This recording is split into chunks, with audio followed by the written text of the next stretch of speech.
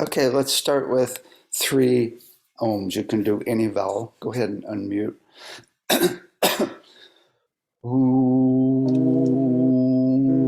Alles is fundamenteel het eigenlijk alles qua gegevens bij elkaar te halen, verwerken.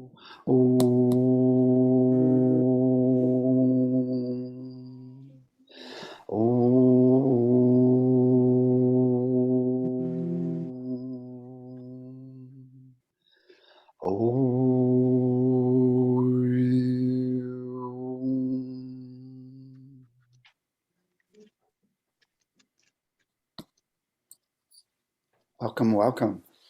Thank you for coming on a Sunday to help. So today we're going to work on the treatment plan for depression, which has already been developed a good amount. And then we're going to look at the different ways to get all of this into hospitals, which is no small task, right? We actually have a project for millions to actually create new hospitals in the Maldives. And also there's another project where they're creating hospitals as well that they want us involved in. And so there'll be the whole way of getting sound into hospitals currently, but also how it might work in a new hospital. What would be the ideal hospital, which is really exciting, actually.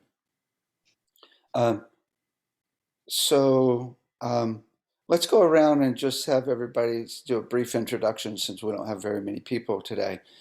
Kitty, tell us about yourself, just briefly.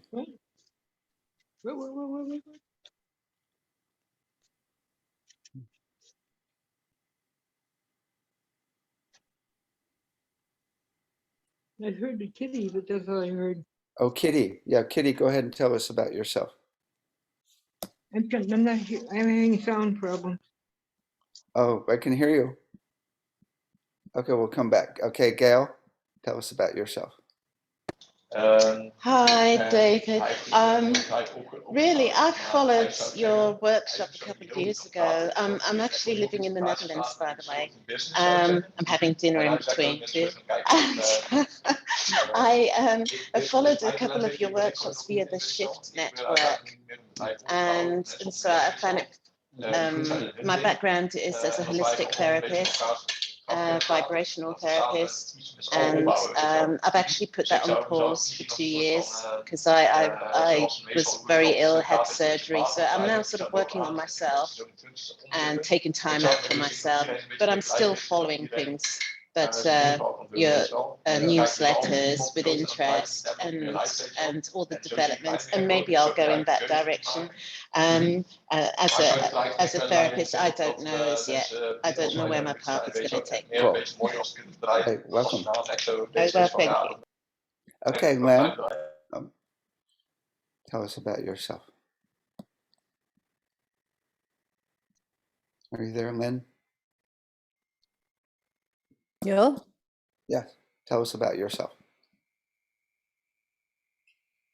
Are you there? Mm-hmm. Go ahead. I'm a medical doctor and I work with Rife machines. Oh, medical doctor and work with Rife machines. Wow, cool. Excellent. What type of doctor? General practice, holistic. Okay. Call me what you want, quack. Cool. So you actually are a medical doctor? Yeah. Okay, cool. Excellent. Welcome. Okay. Thank you. Okay, Gretchen, tell us about yourself. Hi, excuse me. I'm Gretchen. I'm a holistic health practitioner and colon hydrotherapist for 15 years. And I just started getting into sound, and I purchased a device that has sound, light, and frequency. So I'm looking to create a program to help veterans with PTSD for free to give back to community. Mm-hmm. Cool. What device did you get? Ken Gilmore's, the Metatronics. Okay, cool. And I'm just learning about your stuff, so I'm going to contact you after this. Okay, cool. Thank you. Welcome. Okay, Jenny, Thank- tell us about yourself. I'm an acupuncturist and pharmacist, and I've been going through your program. I'm almost done. Been through a couple other sound programs as well, and just really excited about sound as the next medium that really is going to help people. So Cool. Okay, Karen.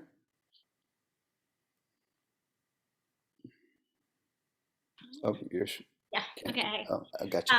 Yeah. Hi, I'm an acupuncturist in Clarksville, Maryland, outside Baltimore, and I'm currently in the sound therapy certificate program and loving it. And already used crystals and tuning forks, and have started to employ some of the things I've learned in the program with my patients, both for physical and psycho-emotional concerns.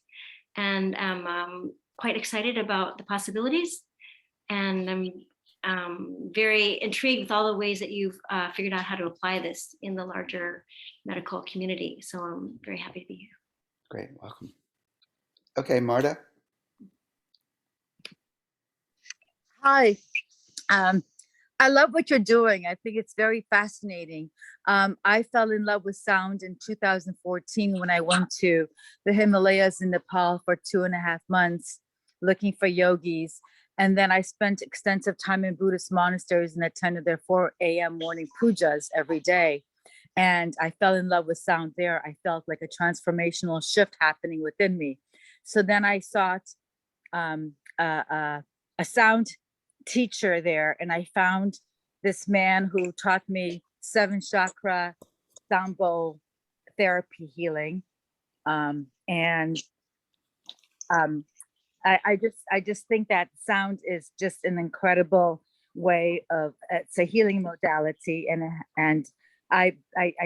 it's been used in ancient times, and it's been forgotten, and it needs to be taught again. And I had a traumatic brain injury and an accident almost 4 years ago, so I've been on a healing journey myself. I died in a hospital, and I came back, and I've been in extreme pain. Spent months in fetal position in bed, and I've been working in ways of helping and healing myself. And also I'm a filmmaker. I have a filmmaker background. Oh, Thank okay. Cool. Great. Welcome. Excellent. So just for the overview, if you haven't been to very many or any of the meetings, we're working at multiple levels. This is really about bringing it into hospitals. So we're not doing much woo-woo, right? Although I'm into woo-woo, right? I mean, source and spirit's the best healer there is, but that's not really our main focus, because we're trying to get this into hospitals more than anything, or into psychotherapy schools, right? And so we're working at the level of frequency, also timbre, which is multiple frequencies, also musical intervals, which is the relationship between frequencies, and then the music level, which includes rhythm and melody, and especially flow. Smooth flow is really the definition of health. So I always see the music level as the most important level, because the frequencies have to be humming instead of chaotic for the flow to happen, right? So ultimately it's all about flow. So we're working at all levels. And then there's the energy level, which we can sneak in, right? We can sneak in and use intention, and maybe even call in a few higher beings. We just won't let anybody know, right? And so this is the different levels we're working at, right? So Albina, welcome, Albina. So I want to share the download I got quite a few months ago, where actually the idea is to find the musical interval relationship between all of the heart, the brain, and the breath. Let me go ahead and mute you guys. And so I called up Heart Math, and they sent. Oh, sorry. Keep muted there, please. Okay. So I called up Heart Math, and they sent me 15 readouts of the heart, brain, and breath of people in the zone in heart coherence, where they're like, basically running love. And we're finding that those relationships are octaves. And I always kind of knew that already, but it was nice to see they're actually octaves. We have to average out the heart to get the relationship between the heart, brain, and breath.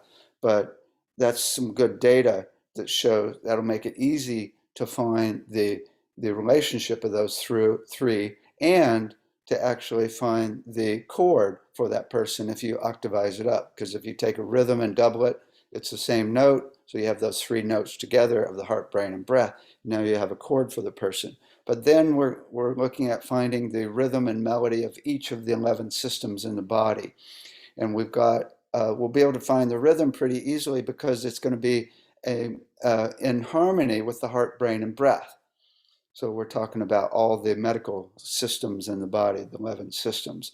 And so the rhythm will be quite easy. It'll probably be octaves, maybe unison, maybe a musical fifth, which is very simple 3-2 relationship. And then we'll be looking for the melody. So we have a group of doctors, and if anybody wants to help, to find the actual nodes where we're going to measure for the actual notes for the melody, right? And I don't really know the nodes yet, the spots we should measure for in each of the 11 systems. Some of them are pretty obvious, like for the skeletal system, we'll measure each vertebrae, right? That'll be the beginning. But there's also going to be the frequency of each of the bones, different types of bones and stuff. So not completely sure on each of the systems. And then with the electron microscope that John Stuart Reid's been using, we can actually measure the frequency content of those nodes and get scientifically and find the note, not only the note, but the entire tonality of that cell and within the system, right? And so we'll have the melody of each of the systems with the rhythm, and we can actually play that through that system with needles with frequencies, electrodes and microcurrents, or infrared light, and pulse it through the system to be able to cure every disease there is, tuned precisely to that person, right? So I'm really excited about that, and we have funding that's like we should probably have funding within just a month here now to be able to begin. And it's so funny, all these different funders are showing up to help in these projects. And so I'm really excited about that. The next level is to actually find the musical interval relationship between all 70 trillion cells. So we'll use that electron microscope called the Raman spectroscopy to find the frequency of all the cells, and use artificial intelligence to find the relationship between all the cells, which most people I'm talking with are saying it's most likely going to be 1, 3, and 5 musical intervals, mostly octaves and unison, which is the same note. And so then we can find the template of perfection for a person. So those are the big projects as far as what we're really looking at. But in the meantime, we're working on all individual issues. The other thing that's happening is we're almost done with a entire proposal for 10 shows on Netflix. It's called The Science Behind the Magic of Sound. And it starts with the physics of vibration, exactly how vibration works at the cellular level, which I was a physics major, so I'll be able to help with that. And then we'll do brainwave entrainment with binaural beats and how that works. We'll do a bit on emotions, and then we'll go through multiple issues, including depression, anxiety, dementia, autism, and we'll have a live audience. And we'll have one person that we hook up with EEG and EKG and real-time fMRI live on the show to see how the sound's working on them. But we're also creating an app so that we'll be able to monitor every person in the audience and most of the people that are watching the show. They can download the app and hook it up to their finger, and we can get real-time data on tens of thousands of people watching the show. So also, if we're doing a show on dementia, we'll have a few dementia wards where we'll be checking in with them. And so we're almost done with the proposal, and we'll be presenting it to Netflix in the next month or so. So that should really help bring things into the mainstream. And it will be research live, right? I mean, real time, we'll have some good research that we can do right on TV. Mm-hmm. So I'm really excited about that. So those are some of the things going on. Do you have something to share there, Lynn? No? No, it sounds incredible. I mean, I'm just for the first time tuning into this. Okay. And I hear sounds all the time for people and for this and for that. So to be able to put it into some equation or scientific basis would be great. Yeah, cool. I'll go ahead and mute you then. Yeah, it's really two main ways that you might watch the first video because we go through the overview. There's two main ways to work with sound scientifically. One is to find the frequency of the part of the body and turn the volume up and explode it, which would be for cancer cells. That's destructive resonance. And with this electron microscope, we can do that really precisely. The other is to find the frequency of what's right and turn the volume up, and no, not turn the volume up, just use a little bit of sound at its resonant frequency of health. So we can resonate every cell, every organ into its own frequency of health. And not only just the frequency, but the whole timbre, which would be all the frequencies that make up a cell, all the frequencies that make up an organ, and resonate it into its natural, healthy vibration. That's the new medicine. There's another thing that's happened. Actually, there's this guy that showed up here at the house a couple of weeks ago who's working on a project called Focused MRI. And he's actually got a whole deck or proposal for the ultrasound device that's been on the internet for quite a while, where you can actually explode any tumor in the body and the person goes home in like half hour with the tumor completely gone, right? And now it's being introduced into hospitals, and the hospitals are ready to go. And so that means really soon we're now going to completely have no more radiation or chemotherapy. And this is huge. That's like the beginning of sound in the hospital, right? Where we can explode a cancer cell and have zero side effects, right? This is very cool. So that's really exciting. And I just see that. And then I'm going to be talking with them about actually using that device to resonate what's right for each cell as opposed to what's wrong, right, as far as the cancer cells. So some really cool things happening. I think that's going to turn things around drastically. Okay. Oh, I wasn't looking at the chat. Let me pull it up here. What was the name of the person, the machine? It was what? Oh, it's called Focused MRI. I forget his name. I'd have to look it up. I know it's Jamie. But if you search for Focused MRI, you'll find it. Okay. Any other thoughts before we begin? Or comments or questions?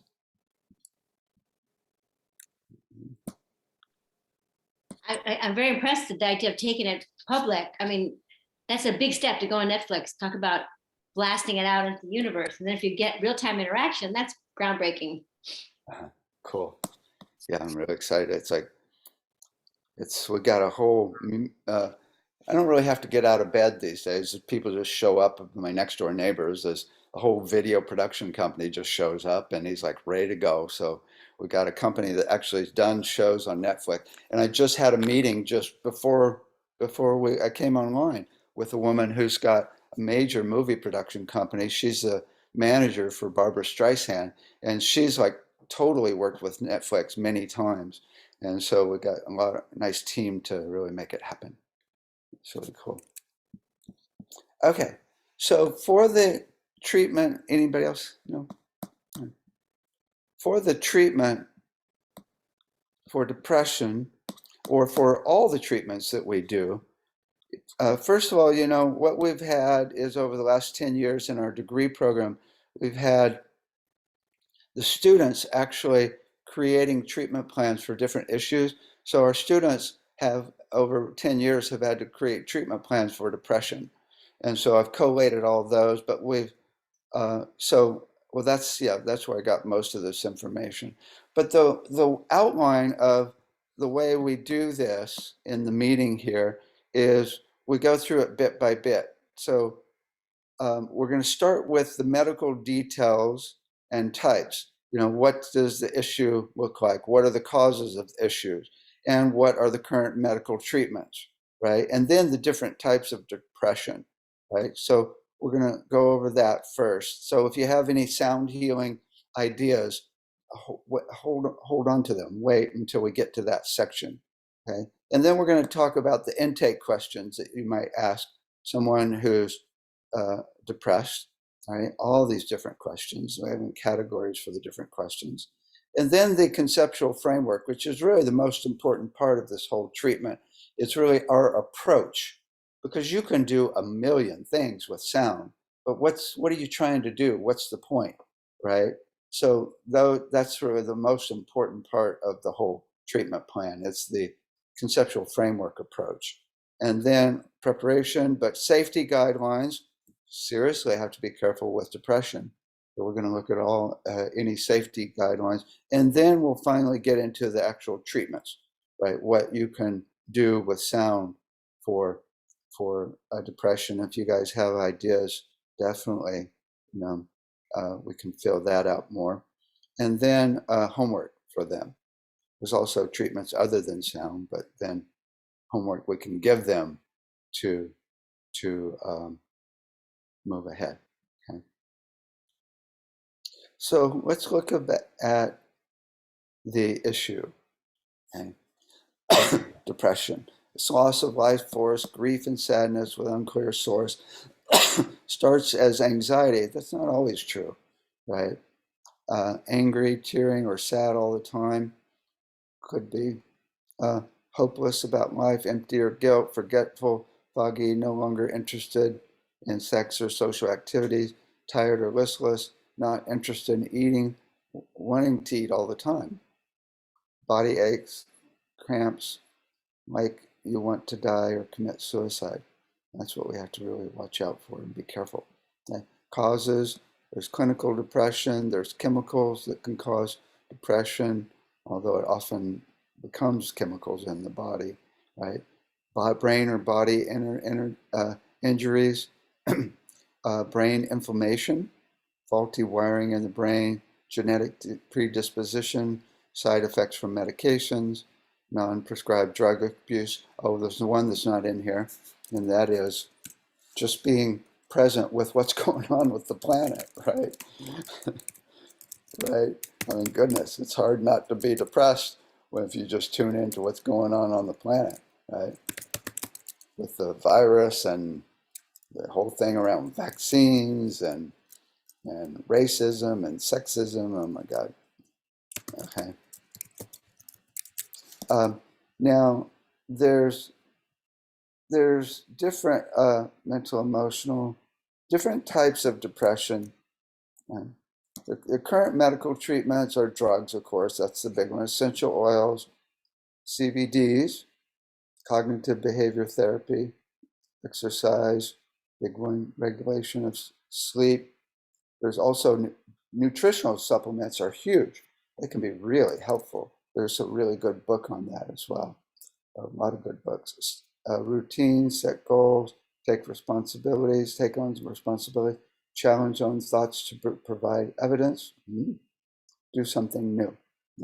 Now, the different types of depression that I was thinking about last night, are really important because they're going to be approached differently. And I want to go into these. There's manic depression, there's bipolar, but there's also depression that is accompanied with anxiety. And the reason I say this is important is because the most common approach to depression is creating activation over, we'll talk about it in detail, but something activating. If you do something really mellow, they may never get out of bed, right? So it's all about activation, which could mean gongs, right? We'll talk about the different things. I mean, very serious activation. But if someone's got anxiety with the depression, then you got to be really careful because generally the treatment for anxiety is calming. So that's a tricky one, right? And then depression when people are on drugs, on medication, right? That's really difficult to be able to navigate maybe them getting off their medications, which is really tricky, right? And can be dangerous, actually. So that's like really quite different than someone that's just normal, basic depression, even clinical depression, right? If they're on medication. Any other interesting, I mean, we have children. That's a whole different set of how it might be approached. Just looking at the way how different types of depression might be approached. Any other thoughts on this? What might make it different?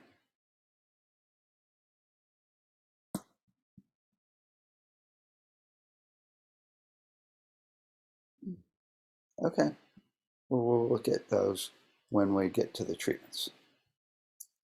Okay. I'm going to come back to the conceptual frameworks, so that should be later. Let's look at the intake questions first. Okay. Anybody dealing with depression? Have depression now, or had depression, or know people with depression? I see Poonam has sister's got depression after she got COVID. Oh, that's interesting. A breakup can cause depression, right? Someone dying in the family. Right? I don't think that's listed up here. Death in the family.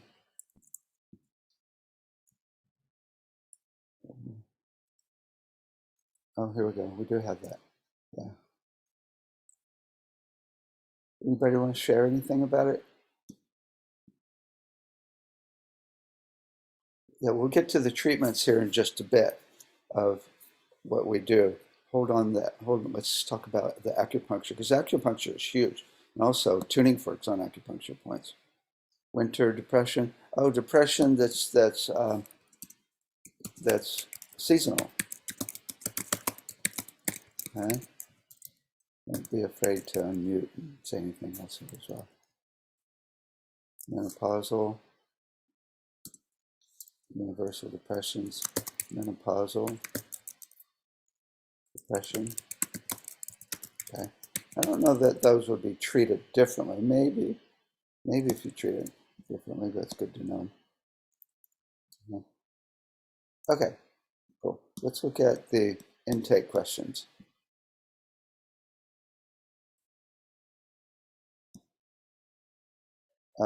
So grief, yeah, grief's depression with grief. Yeah, we talked about loss already. Yeah. Okay.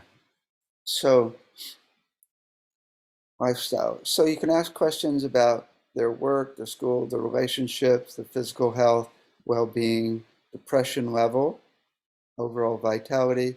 So you can see, because there's really a big difference between clinical depression and somebody that's just a little depressed, right? So really important is like, how long has it been going on, right? How bad is it, right, for you? Is it affecting the rest of your life? Because these are really important, because if it's really, really bad, always be aware that if it's really bad and they're even thinking about suicide, you may need to get help. It's always really important. You may need to get help. So if we put in safety guidelines, let's see, you may need to get help.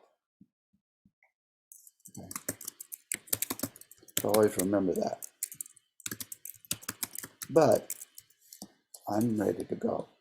I often, right? So all these different questions, really what's causing it? And especially, is there anything that helps, right? Is there anything that helps it right now that you do, right? That you currently do?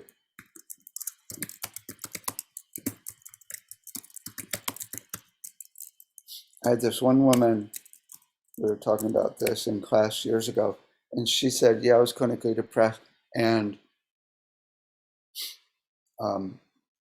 audiobooks actually got me out of it. Audiobooks. That was interesting. I thought, audiobooks. Oh, postpartum. That's interesting. I think postpartum would be dealt with a little bit differently. You know, I think audiobooks and things you listen to where you don't have to do much, right? Okay. So anyway, these are the different questions. Anybody have any other questions that we could ask?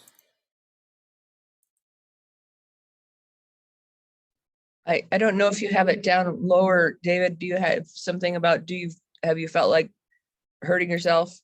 So questions about suicide to give you to give you an idea of, do you need to refer? Usually, if somebody has the desire, I think it's desire, plan, and means. If they have all three of those, then it's a very serious referral. Cool. Excellent.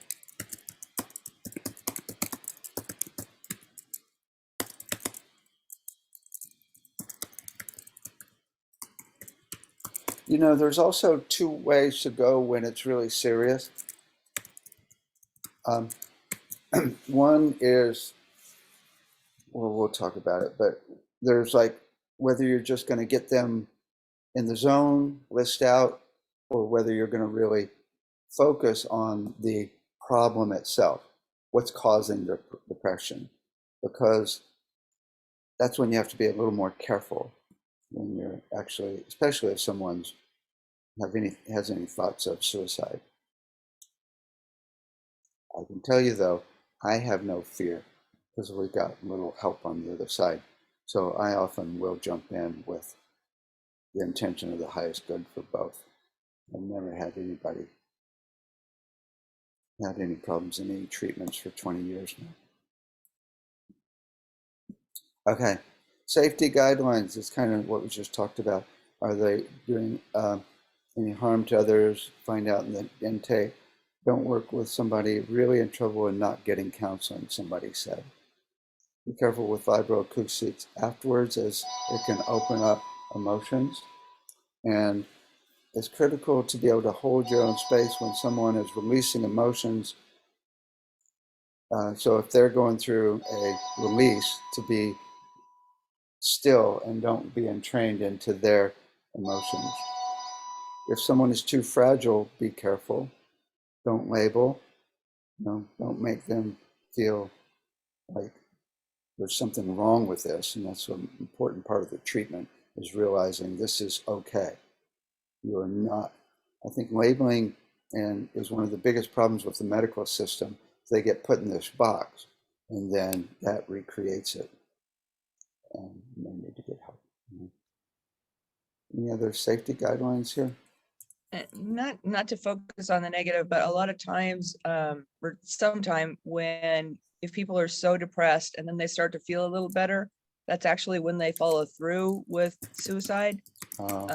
That's why a lot of the psychotropic drugs will have that as a side effect, listed as a side effect, because people start to feel better and they'll have enough energy to go out and do what they've been thinking about doing. Cool. That means then this is really important to the follow-up here is really important then. In fact, even way more important now that you said that. is to really, the homework you give them and the follow-up is really critical because of that. Cool. Excellent. Okay. Okay. Well, hurting themselves or others. Oh, or others. Right. Okay, so then have you heard any puppies? So others. Okay. Okay, cool. Okay. So then we have the conceptual framework, which is really the most important part here. And as we go over on everything, one of the most basic is getting them to a place of peace with sound and music, right? There's many ways to do that. That's like our whole program, our whole course, right? There's so many ways to get people to a place of peace.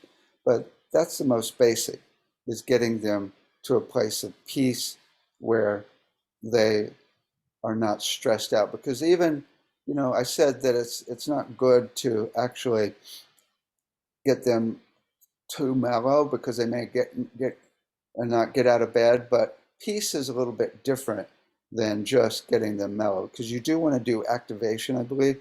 But peace is still good because it provides clarity. It's the best for the body. It's the best for you mentally and emotionally.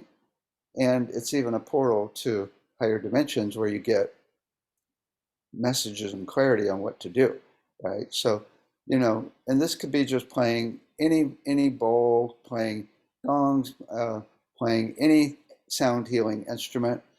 It could also includes all ways of using the voice, especially vowels, right? To get people to peace. Slow fades, right?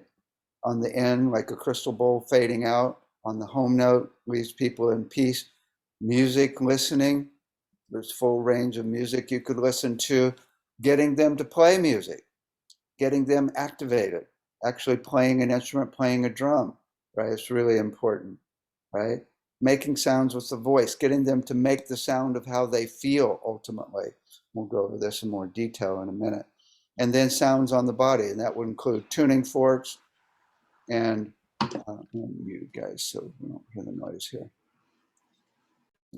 That would include tuning forks, that would include sound tables, sound lounges. So it's basically any thing that will get them at peace.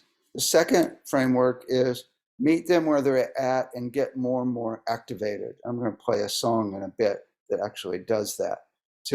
If you start with something really activating, and then you can categorize all your sounds as to whether they're really calming or activating, with the gong being one of the most activating.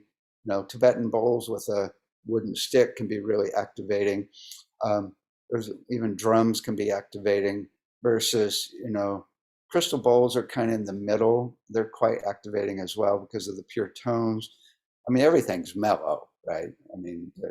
On the level of activating versus like a harp is way more mellow than a gong, right? So then you start getting more and more activating. But if you started with a gong when somebody's depressed, they may say, get out of here, leave me alone, right? But if you meet them where they're at and slowly transform into more activation, they'll go with you. They'll totally go with you if you go slow enough, right? And that's really one of the biggest ones I can share. It's just huge what you can do to get people totally lit up by slowly transforming from blah to totally excited, right? And then once you get them at peace and you do this transformation, you can then talk about the self-discovery and transformation. What caused the depression? Let's do a ceremony to actually release that, right? Let's really, focus on what that issue is, may even make the sound of it and just transform it into something else, right? And then see and really focus on what's causing it in the first place, right? now that you're in a place of peace. You know, let's actually, if you're a psychotherapist, that's perfect time. You know, get them to a place of peace and then actually talk about it. Now, with psychotherapy, there's two different ways to go that we've come up with. One is to do sound in the beginning and then do the self-discovery. So this might be the intake questions here. You could even do some sound before you do the intake questions, right? And you do the intake questions and you do a treatment afterwards. I know there's a guy that was just in the conference, I'm forgetting his name, Paul Hubbard, actually. He is a psychotherapist, and he will actually do total intake and then do a whole, like 45 minutes or an hour of sound based on releasing exactly what was talked about. So I like the best is to do a little bit of sound to get them in the zone and get them at peace so they can talk about things, and then do more sound afterwards. And then the higher perspective is probably the most important part of all, at least from my perspective, and that is to look at it. And I mean, there's so many things we'll go into here. Looking at it from the perspective of you are not depressed. You are a perfect spirit in every way that has this energy going through you. But that's not who you are. And then visualizing not being depressed, right? Calling in higher powers if people are into that, right? There's so many things where you can do it based on the higher perspective. Any general approaches that we should add to this? We can get into the details and then even go back and add too. Well, one thing I might toss in there, because I've just been trying this, with the acupuncture, I'm used to having pulses. I have a real-time feedback loop, so I can see where they are after talking to them, getting their history, see them, check something and say, do a treatment and check again. What I've been starting to do lately is take the tuning forks and check their aura with the tuning fork. And so doing it in a way that they can feel their boundary also, so they can feel what the fork is doing, which makes the fork really feel met, like as you're speaking here, just to feel met, to feel seen, to feel heard in whatever place you're in at that moment. And the vibration from the tuning forks, they can really feel it often in their aura, and which is fascinating. And then as you do the treatment, they can feel it change. And Yeah, so that's cool. That sounds on the body section. That's good. Excellent. Right. Very cool. Well, let's get into the details here, because this is where we can probably come up with lots of ideas here. So, so let me put that down. So you're saying, so are you doing biotuning? Biotuning, not exactly sure what you mean by that. I'm using the tuning fork just to check the vibration in the aura, and then do Okay, okay. So you're not using what's her name? I'm blanking on her name. Eileen McCrusick's. Yeah, you're not doing Eileen's treatment. Yeah, well, my version of it. Okay, cool. Okay, so it's so you're saying, yeah. So if we put here where we got the section of sounds on the body, put them on a sound table, tuning fork. We got weighted tuning forks directly on the bones or on the body, right? Or you can do unweighted around the body. You can, some people have some different frequencies they can use. Also, if you know about acupuncture, we just had 10 classes on the specific acupuncture points and frequencies you could use on different acupuncture points for depression. So there's a very detailed protocol right there that could be huge, right? Really huge. And you're talking about actually putting just the tuning forks around the aura. Yeah.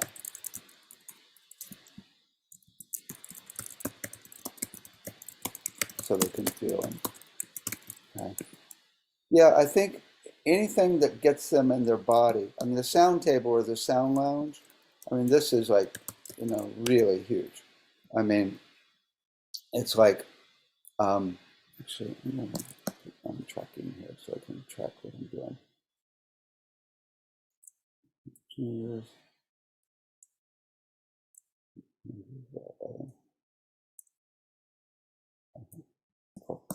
Okay, so,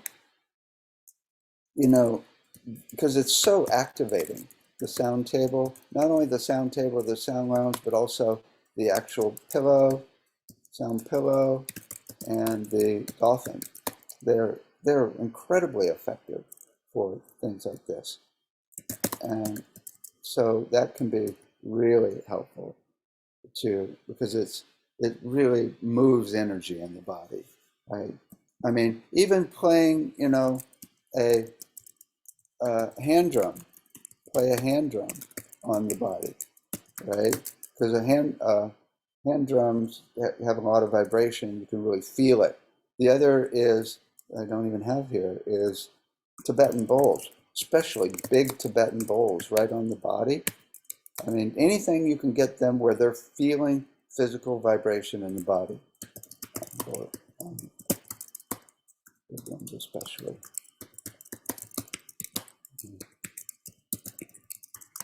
Okay, that's good. I think I really like tuning forks around the aura and also on the bottom of the feet. Can be really good. It's a really good play. I like to do tuning forks up and down the spine.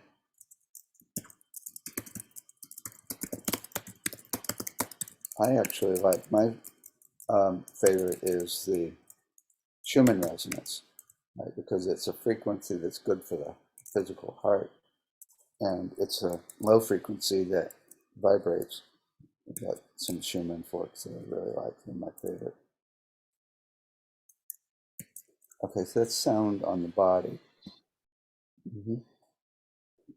Well, you don't have to raise your hand, just unmute and start talking. Hi. I wanted to suggest my background is aromatherapy, and Yeah, in the past, yes. Yeah, that's separate. We'll get to the, Mm-hmm. we're doing things with sound right now. We have a whole Okay. section here called treatments other than sound. Okay. And we already have like aromatherapy. We'll put it in there. Essential oil blends. We'll get to that later. Let's do just the sound treatments right now, and we'll come back. So we don't have to, because it's tricky to jump around here. True. Okay. We'll be a little more organized. Okay. So then there's, did you have something you want to say, Stephanie? You're just unmuted. I'll just mute you. Okay. Okay. So then there's just listening to sounds and music.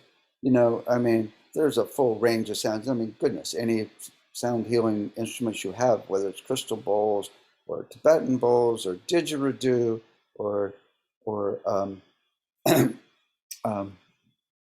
anything, anything. Again, the more activating sounds, I think, are going to be the best. So you could start mellow, but then build up to where you're like banging the gong, right? And really getting the energy moving and build up slowly so it's not shucking. Okay. So you can use the alchemy bowls. Even nature sounds can be good. Long drawn out tones, somebody said, with a synthesizer. And then I've got all these CDs that are really good for depression. I've got the Antidepressant Cd, and the one thing I do in the Antidepressant Cd, there's multiple things, is I've got alpha frequencies that are very activating for the brainwave entrainment. Also, the frequencies, I've got high frequencies, which are activating, and a lot of busy rhythms. And I do this other thing where I do a sweep from through all the notes, because every note or every frequency is a nutrient, according to Alfred Tomatis. So by doing a sweep through all the frequencies, I often feel that depression and other issues as well is where somebody's stuck on one frequency. So to go through all the frequencies can be really, really helpful to break up. Even a frequency sweep with the voice. you could get them to do that. Could be really fun with kids because kids love frequency sweeps. So antidepressant CD is really good. And then I've also got the depression CD that is the frequency CD, which is not music. Let me play a second of this for you. Depression. We've got actually all different. We've got adrenals, tension, mental depression, nervous depression, suicide, transformation, courage, forbearance, confidence, calmness, concentration, hopefulness, happiness, love, enthusiasm, all of these. And they're just frequencies, right? So check it out. Here's happiness.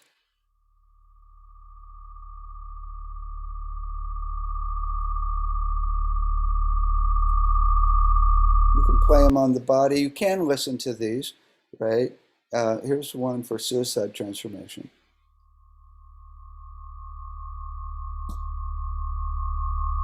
These are all from Peter Guy Manners, who did some very serious research. Nervous depression. But here's what's really cool is I've put together this tapping script for depression. And what you can do is while listening to those frequencies, you can actually read the script. You don't even need to tap. So even though I feel depressed, I now release it and love myself completely. Even though I judge myself and blame myself for it, I now release it and feel calm and sit in the truth. I'm good and lovable. Even though I want to please others and forsake my own needs, I love myself completely. Even though I fail to forgive myself, even though I feel worthless, even though I feel stuck, I love myself anyway, right? And what I tell people is to rework this and get rid of the ones that don't resonate with you and come up with ones that do resonate with you. And while listening to those frequencies, then you read this, right? I no longer need approval from others. I no longer need to justify what I feel. I now feel complete acceptance. I feel God's presence. I'm at peace in myself. I seek out connection with no fear. I have compassion when there's injustice, and all these different. I'm amazing. And this can be really cool, especially while listening to those frequencies.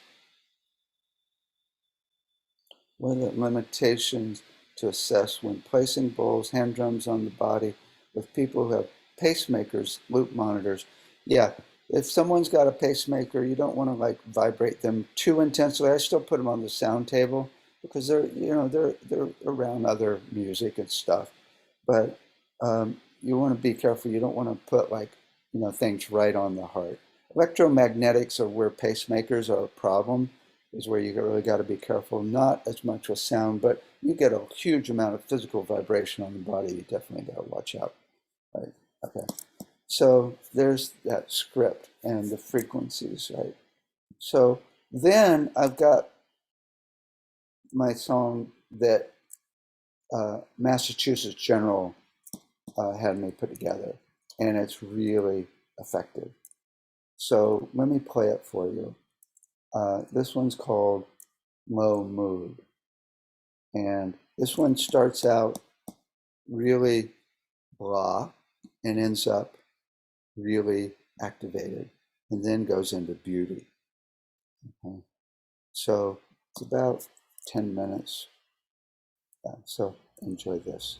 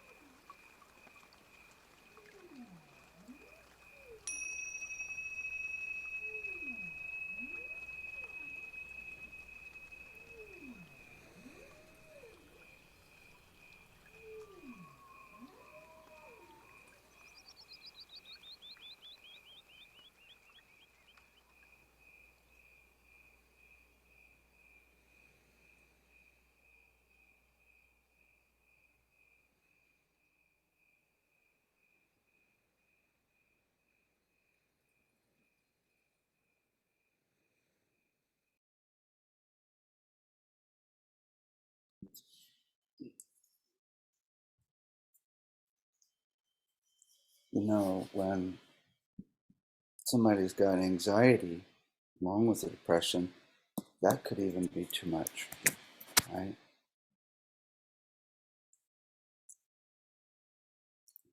So when you're doing sound, like making sound,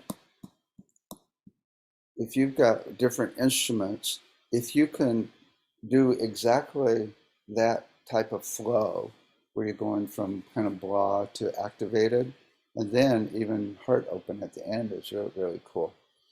It's kind of, that's what I did, is blah to activated to heart open or nature.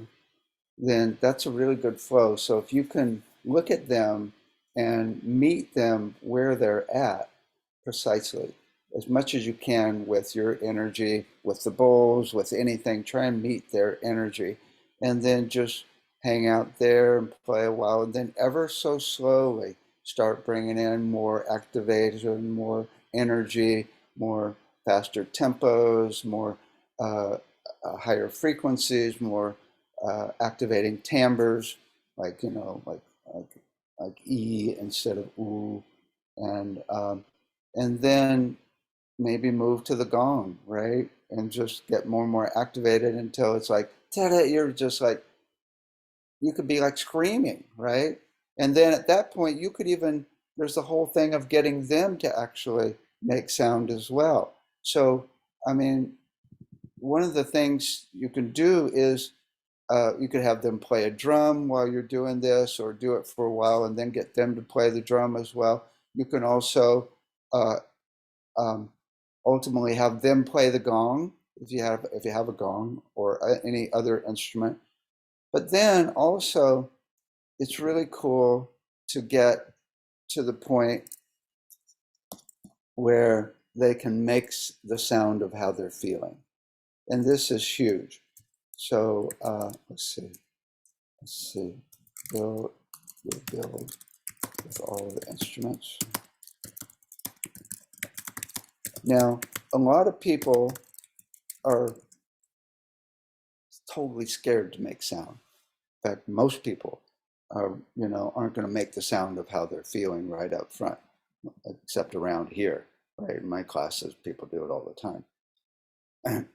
And so you practice with them. The best way to get someone comfortable with being able to make sound is call and response, right? Call and response sound, but maybe sing, not even singing, right? Just call and response sound. So go ooh, ah, or go ooh, another person goes ooh, you go ah, and then you go ah, and they go ah, right? And you just get so they're comfortable making one of the making sounds. You tell them you can't do it wrong. It's impossible to do it wrong. It's always perfect. And over time, you get them really comfortable. And then you say, okay, now let's actually make the sound of how you're feeling. Okay, good.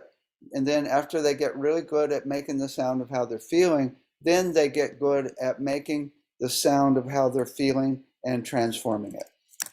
Right? So you go, okay, let's do this.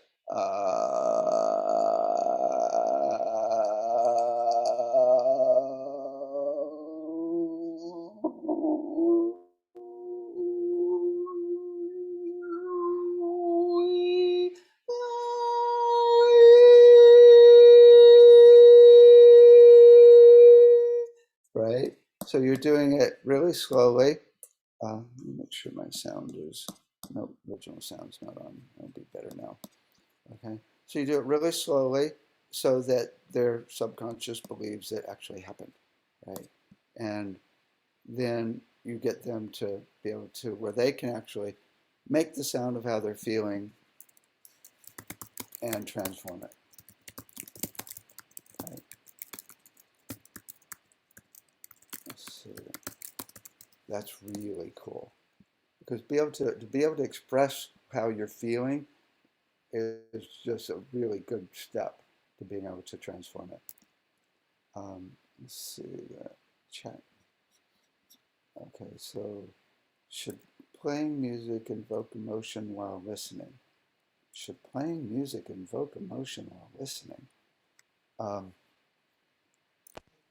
not sure what you mean. I mean, I it's mean, like David, it's like whatever yeah. happens, happens. Right? It's like you're No, not invoking emotion. What's your problem? Right? No, what I mean there is two-part thing. If somebody's laying on, if somebody, your client is actually listening to music and to frequency, and that invokes emotion, would you actually inquire, okay, what are they feeling at that moment, or would you let it go, let them go through that, and then ask them afterwards? I don't even. I mean, you could totally ask them afterwards, but to be able, I don't see that it could be helpful, but I don't think it's critical for them to express it in words. I think definitely don't interrupt them, because the whole trick is to get good at expressing their emotions and feeling their emotions without stopping them, right?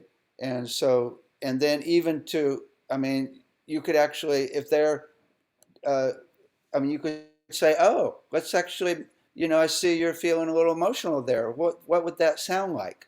And they're like, I don't know, It's like, okay, well, it looks like it would sound like this.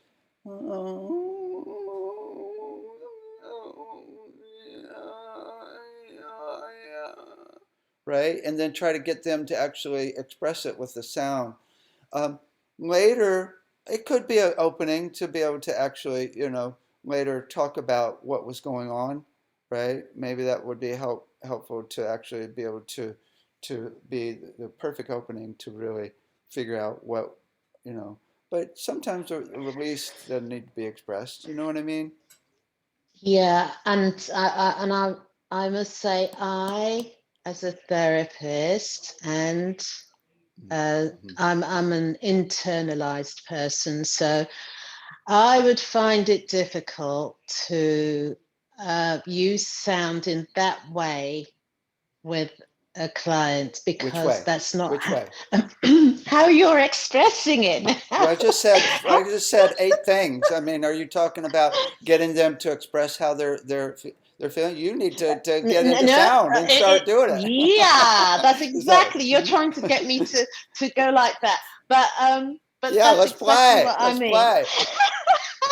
I, I, See? when if because that's not my way of Not yet. communicating. Not yet. I'm sorry. Go ahead. Go ahead. I hear Yeah, you. so so my question is, if you are an internalized person as a therapist, then how would be the best way to, yeah, what other protocol could you use So then? if you're talking about sound with the voice, that's just one Ah, of like all the different ones we've mentioned here. We've just gone through about 8 different things. So choose the ones that you want to use. If you're not a voice person yet, then don't do it. Look at some of these other things like the tuning forks on the body, the sound lounge, the Tibetan bowls, the acupuncture, the hand drum. You could actually just play music. You could, do all of that. So if you're not ready to make sound, then do something else.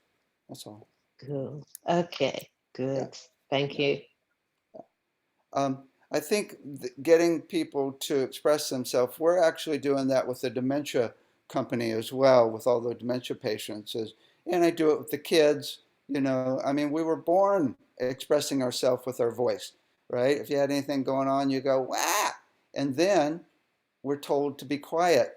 And that's the beginning of depression, right? Where you're not expressing yourself anymore. I think a large part of depression is being afraid to express yourself. Not always. There's all different types of things. So I think that can be a really cool one. Okay. Use laughter. Do breath work with the sound. You can tone with them. Just do any vowel. You could do call and response singing, right? Sometimes that's cool if you're a singer, if you've got songs that people can actually sing. I don't normally do call and response singing, I do just call and response sound. Oh, sing a guided meditation to the client. Or That's interesting. Okay. So there's all these things of, let's see, listening, okay, making sound. There's really two parts here. There's one is having them play instruments, which is really huge. I mean, because now they're getting it physically in the body, right? So that's like just so important. I mean, doing the left and right drumming thing gets the left and right brain going. That's very cool. Okay. Now there's another. Let's see. Oh, I already got that down here.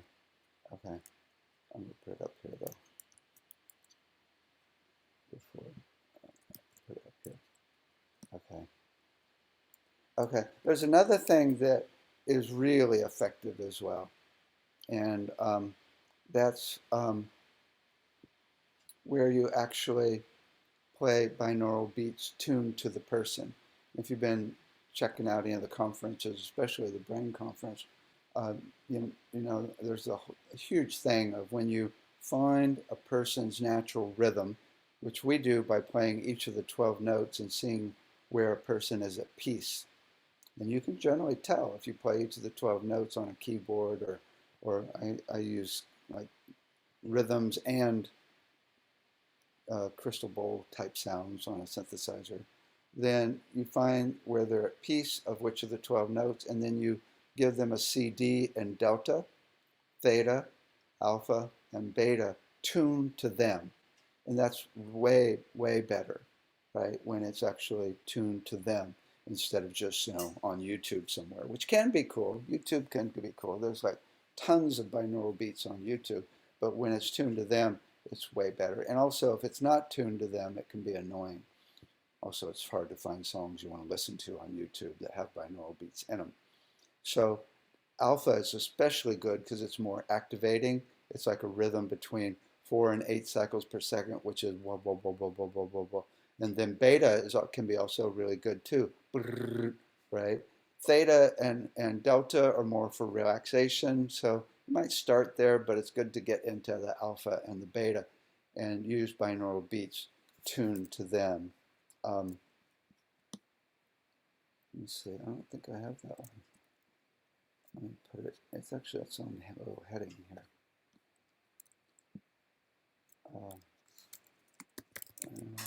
Beats tuned to the person. There's another, before I go just further,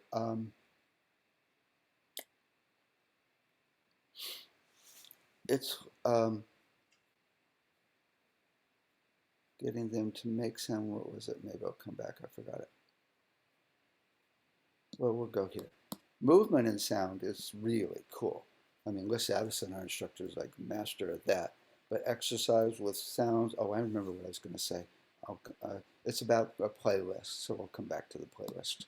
Okay, movement and sound, mellow exercise with sound, move a little bit with any sounds you're doing, play percussion, and get them to actually stretch or move. That can be really, really helpful because getting the body moving when someone's depressed is just critical. Meet them where that and bring them to more activations. Okay, so movement can be really excellent. The other one is under listening here, and that is create a playlist. It's really homework, although I think I talked about this in homework. Create a playlist, right? So have them sign up for Spotify or Pandora and create a playlist, right? So find all the songs, and you can give them songs that you think might work, right? Maybe they'll like them, maybe they won't, right? And then say, hey, put together a list of the songs that get you going, right? And create your playlist so whenever you're feeling depressed, you just play your playlist, right? And songs you love, right? Okay, it's Axl Rose, right?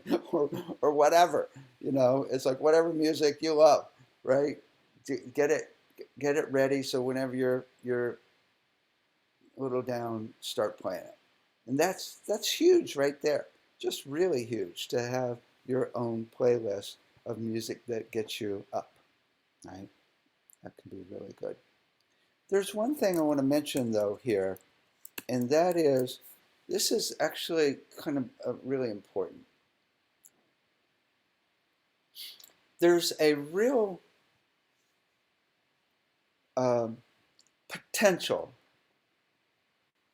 to have people think that being sad is wrong if they're depressed. Because sadness is essential, I believe. And sadness does not have to be bad. You can be in a beautiful state of sadness, just still. Not happy, but just still, right? Like Kuan Yin. Kuan Yin's not depressed. Kuan Yin's just still, right? So there's this beautiful sadness, like when you cry and cry and cry, and you get to the end and you're like just really still and peaceful. And you're not happy, but you're at peace. There's still a bit of sadness there. So I think it's important to not make sadness bad, because maybe the reason they're depressed is because they're sad. Well, let's move up to sadness from depression, right? I mean, sadness is not necessarily bad. There's sadness that goes on for a long time. It's kind of draining, but there's sweet sadness. I mean, sad song. We love sad songs, right? So I think it's really important to say, we're not just trying to get you happy, right? Maybe you need to go into your sadness and just experience that, right? The main thing is to feel that, to not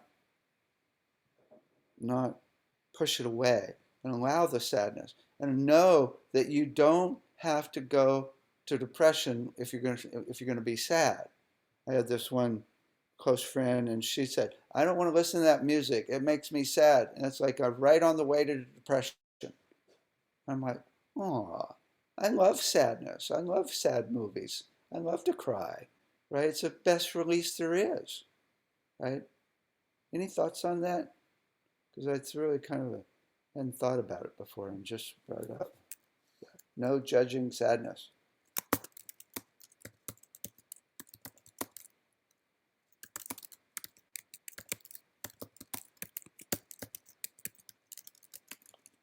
I mean, you could even do a thing where, okay, let's just do sadness instead of depression.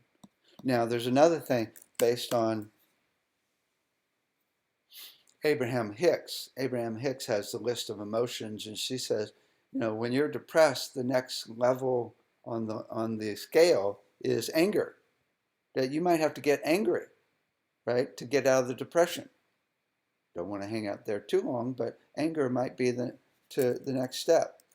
Might they need to get angry, right? Because anger is an activated state. It gets you out of depression. It's more empowering, right, than depression. So you could even say, oh, is there anything you're angry at? Let's make the sound of that anger and beat the drum and beat the gong, right, and get it out. Could be good.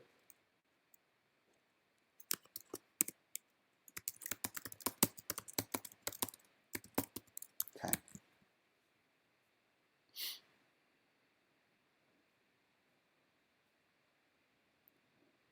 Anything else anybody here do with depression, with sound?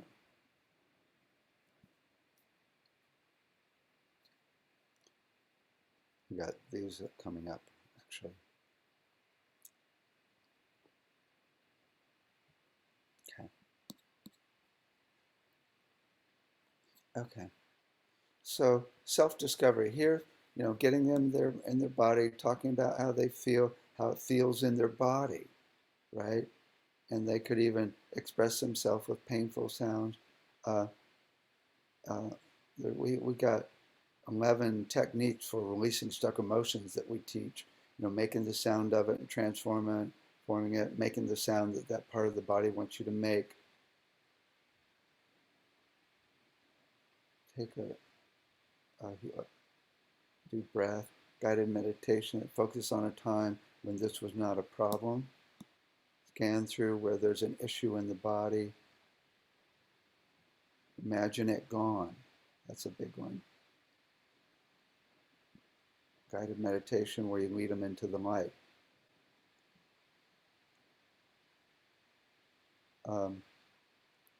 Use the sound through the body to see where it's stuck. A lot of this is about where it is in the body.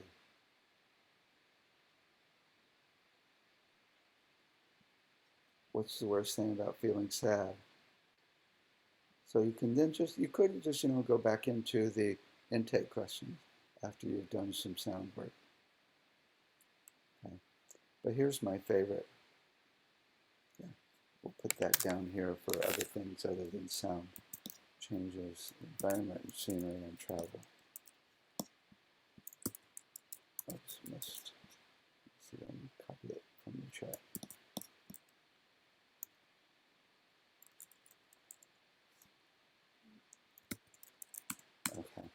Okay, so here's my favorite. The main thing, affirmations that they can use. I'm here in my body, all is well, I'm connected to the source, whatever ones work for them, right? And then a path to be aware and accept your own emotions. It's okay. That's a huge one. It's okay, because people get this stigma like, oh my God, I'm a depressed person.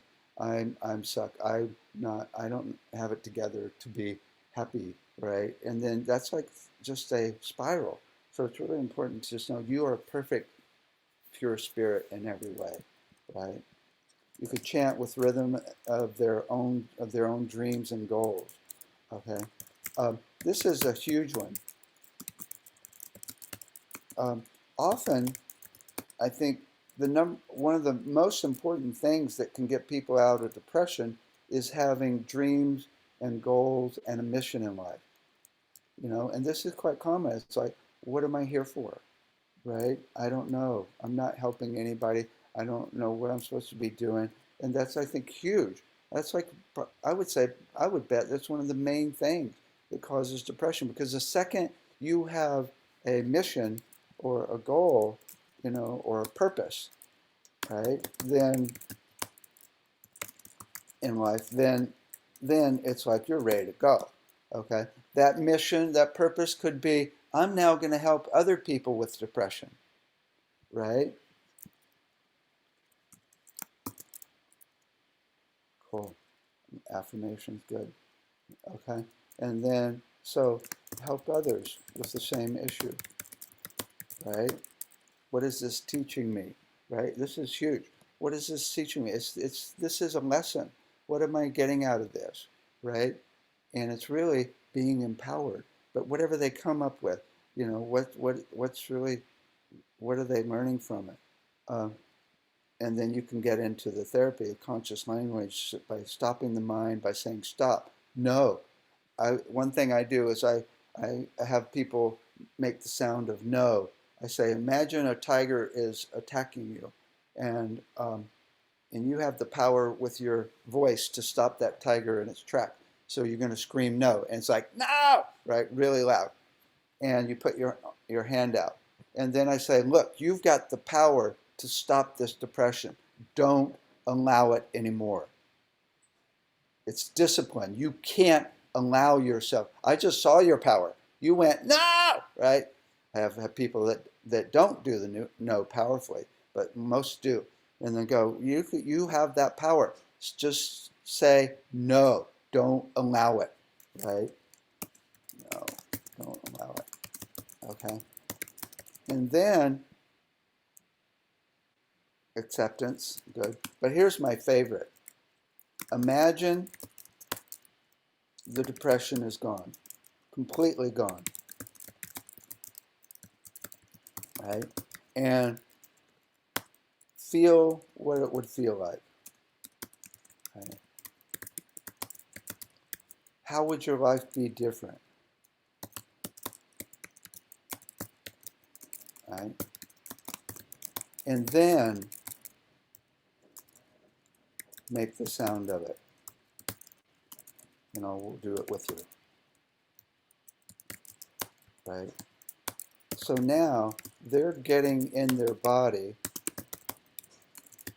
exactly what it would feel like to not be depressed. And that's critical for the brain. The biggest problem with depression, it's like there's ruts in the brain, right? There are pathways, neural pathways that have developed superhighways of depression, right? And it's tricky to change those neural pathways because it's this whole chemical reaction and neural pathways that are ingrained after you've been depressed for a while. So it's not easy to shift it, right? So the more you can do this where you shift to the energy of not depression and make the sound of it so you physically get it in your body, oh my God, that's huge, right? That's really huge. And then knowing that you have the power to overcome it, right? So you could even do a ceremony where it's like, okay, now let's do a ceremony and then celebration sounds and like woo woo, like, okay, it's gone. You know, do a ceremony where you let it go, you send it off into the light or whatever. You can send it anywhere, and then do a celebration, right? Okay, now and then this one's really good is see, did I put? Oh, I didn't put it in here. I thought I had it in here. Do a vision board, or just write. You don't even have to do a vision board. Do a vision board, or write down in detail what your life will be like without being depressed.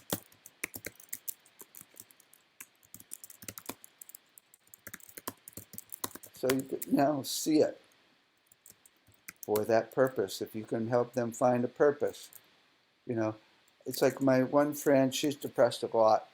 And she's like, you know, I'm like 63 and I don't know what I'm meant to do, right? And I go, she's this total loving person too. I'm like, you've been spreading love from the beginning. You've lit up so many people's hearts with your smile. It's incredible. That could be it right there. Just think of all the people that have been lit up by your smile, right? But then you can even work on, you know, the purpose, because the second they get a purpose, it's like now you don't have to do anything else.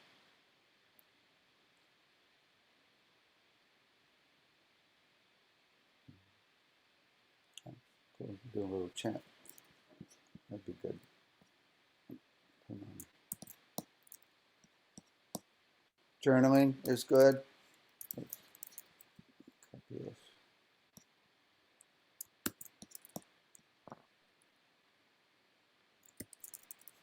Okay. This could be a good. Actually, this could be a good chant.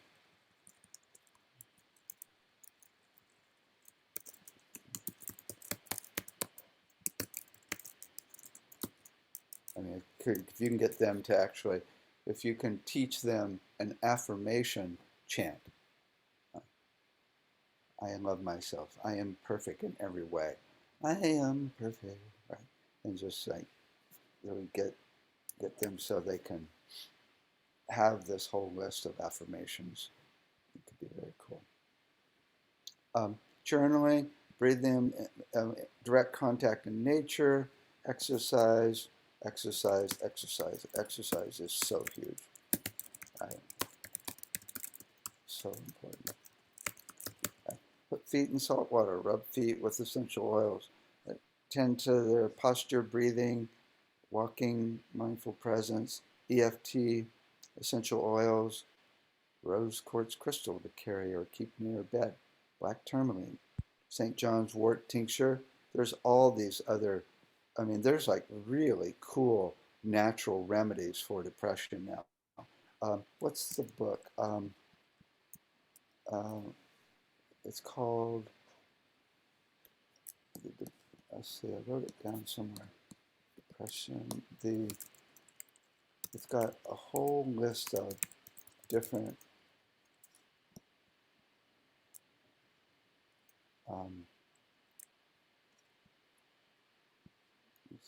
let's see if I can find it here.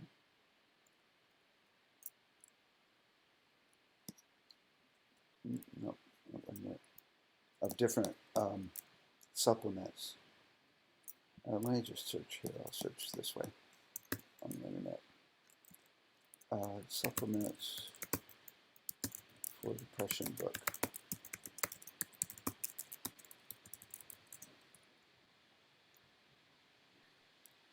The vitamin cure? Maybe that's it. No, the mood cure. That's it. Maybe. Oh, here's this. Could be good. There's a lot of them here. This is the mood cure. I've seen this book and it's really cool.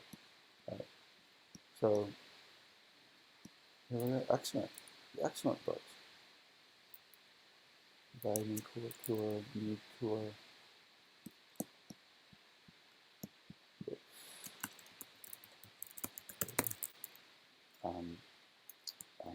Supplements.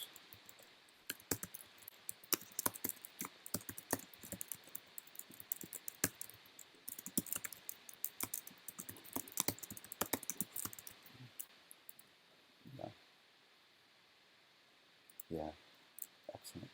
Yeah, yoga, besides exercise and yoga.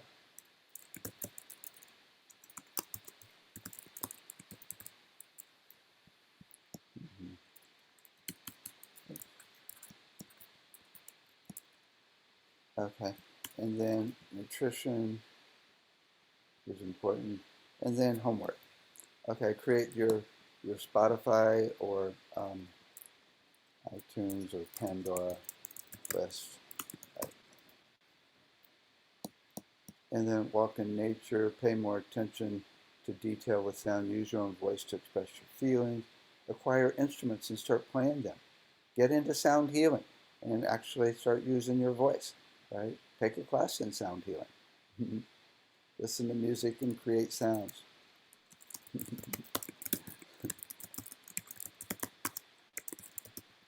I'm not biased. Okay, listen to music and create sounds throughout your day. Do toning throughout the day. Acknowledge your condition, allow it to be honored, heard, and seen. Do a ceremony to release it daily. Make the sound of how you're feeling, transform it to light. Go to a sound bath. Send love to your heart with sound. Try the Chakra Tuner app from Jonathan Goldman. Learn acupressure points and use them. It's cool. Go on the sound table. Find a sensory deprivation tank. Listen to the CDs. Drink more water. Exercise. Spend more time in nature. Eat more oatmeal, walnuts, lentils, omega-3s, 5-HTP, magnesium, B, B6, and D. There we go. Free association writing, barefoot walking, be creative, doodling. That's a good one. That replaces purpose is creativity. Oh, excellent. Got there on both. Okay. Set 10 easily achievable goals. Right? Clear your clutter. Be of service to others. That's a good one. If they don't know a purpose, like, okay, let's just do service, right? Any ideas of where to volunteer? Volunteering can be huge.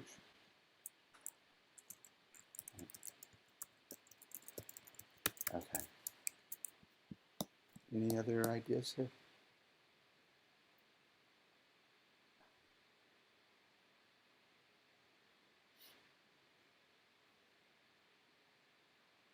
Pretty good, huh?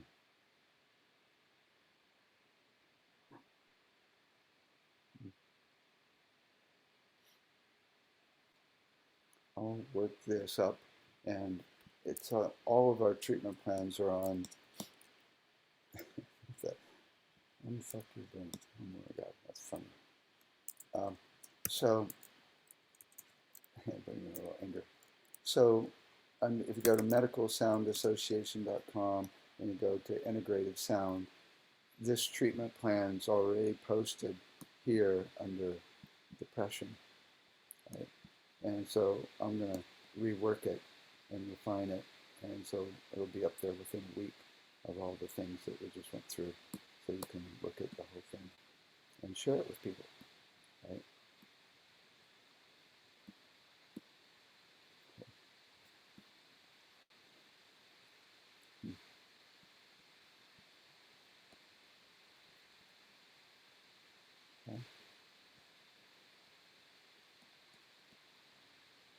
Okay.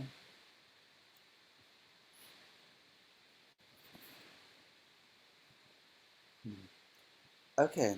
Any other questions or thoughts before we move on here?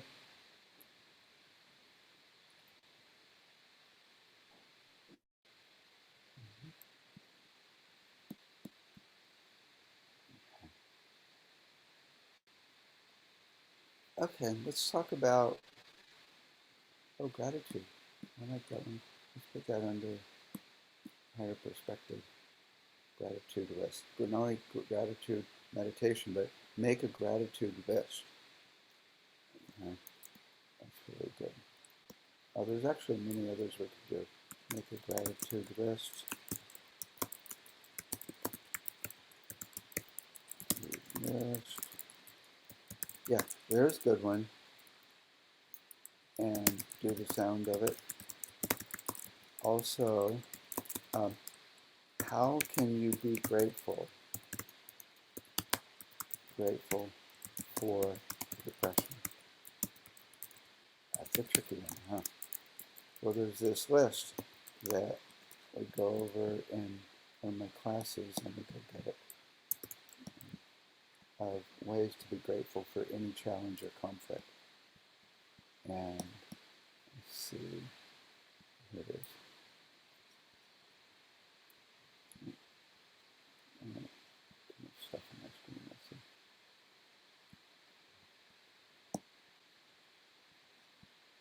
Picture here. Okay, so holding frequency. Ah. Zoom won't let me get to the professional list. Okay, holding frequency.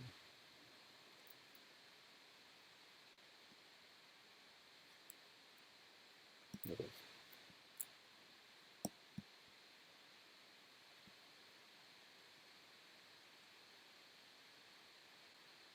Okay, here's this huge list of things that you can be grateful for when you have a challenge. Increased appreciation of life, warmer relations with others, recognition of new possibilities, greater sense of personal strength and spiritual development, increased compassion for others, increased desire to understand, deeper understanding of the ambiguous nature of things, becoming aware of the limitations of our knowledge and our being. In most cases, when survivors make it through, they express love to others, right? So this can be really helpful for gratitude. I'm going to put this in the list too. Clean that up later. Okay.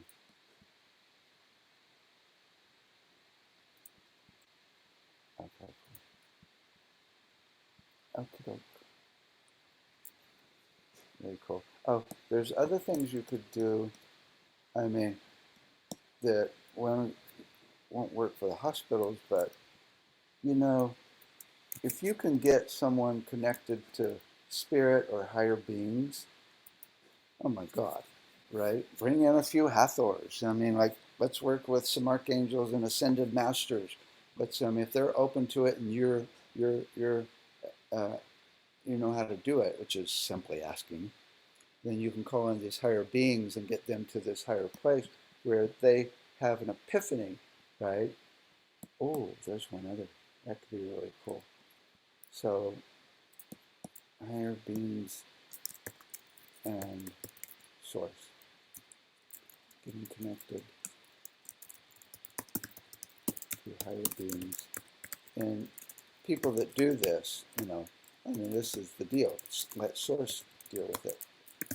There's one other thing I didn't put in here that can be really cool, and that is microdosing, or even full-on dosing, right? Microdosing with sound.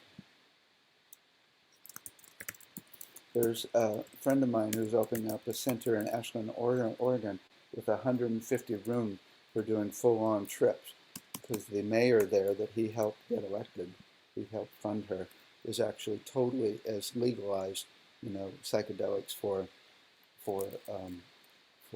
therapy, and microdosing, but especially microdosing with sound. or microdosing or psychedelics.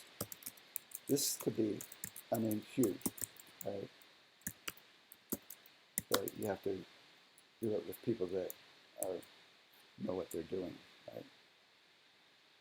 That they do this all the time. We had a few students that have centers that do psychedelic trips for different types of issues. That could be very cool. Just send them to Peru and do a little ayahuasca. It's like, although that could be dangerous with depression. Actually, I know one of my students is an ayahuasca leader, and she won't even let people in who have been depressed. Yeah, psychedelics. Well, if you look at all the work that's being done around psychedelics and depression and all these different issues, it's huge. It's majorly the way people are working with it. If you just do psychedelics on your own, it can cause schizophrenia. But they have very specific protocols, and it's happening everywhere. And it's really well put together and very well controlled and incredibly effective. I've had a few students do their final papers on it now. There's a whole field around it now. You do have to be careful. Okay. So we've got it figured out how to. There's also one other thing I haven't mentioned as well. There's a guy now that was in my conference where he's using actually I'll put this up here instead. He's using ultrasound on microtubules in the brain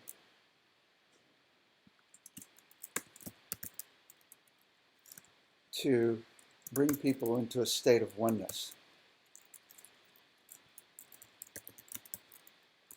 And when you're in a state of oneness,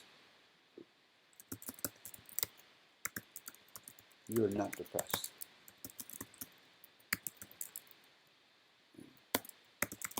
Right? So that's very cool.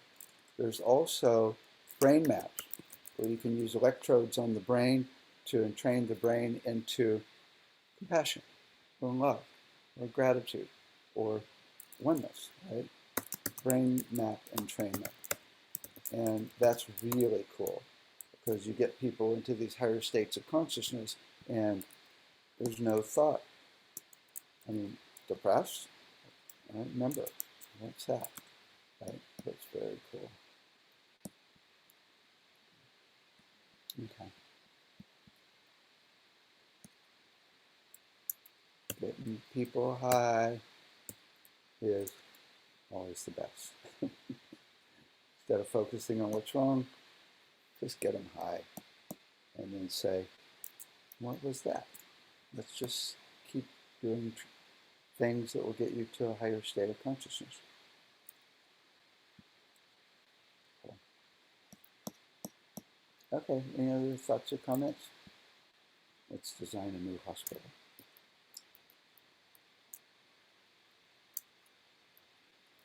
Okay, so designing a new hospital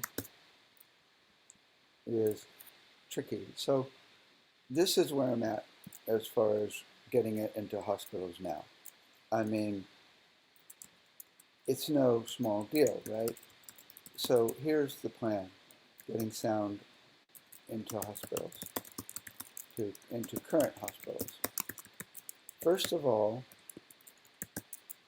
there's integrated therapy, right?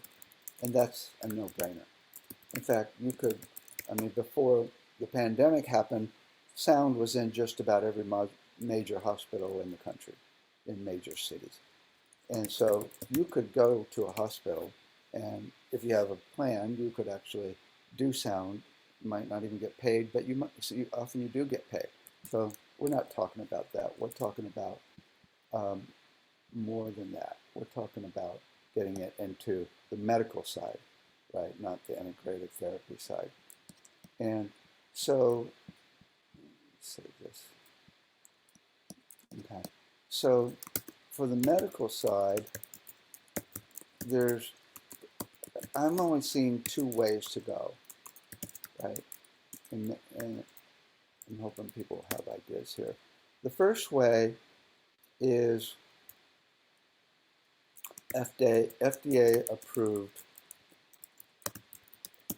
techniques and technologies. Right? So we could get the sound lounges approved. I mean, so that's, for different issues, right?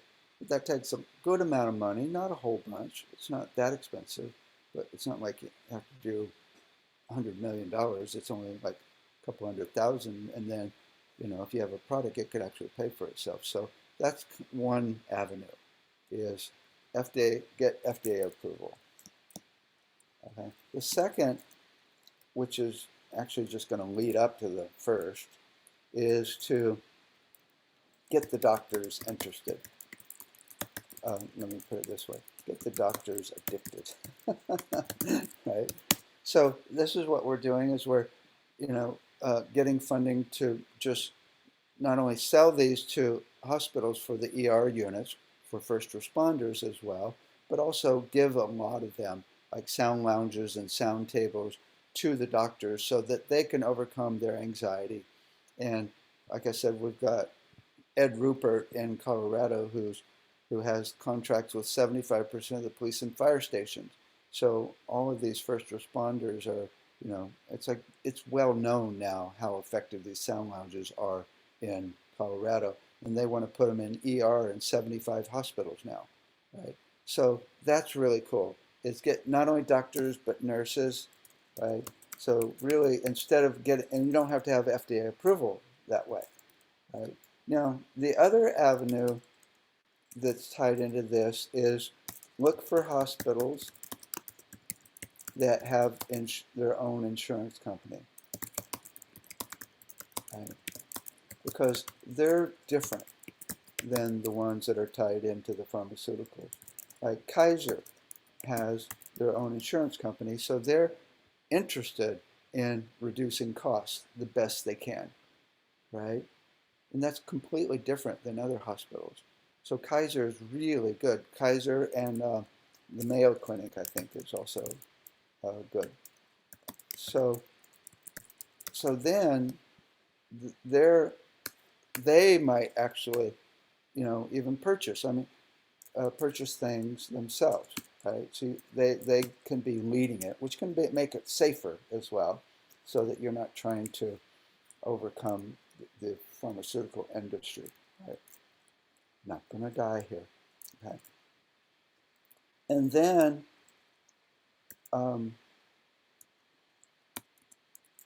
also, I've got quite a few doctors that have taken the program here. I have some doctors that have crystal bowls in their intake room now, right? The PCPs, right?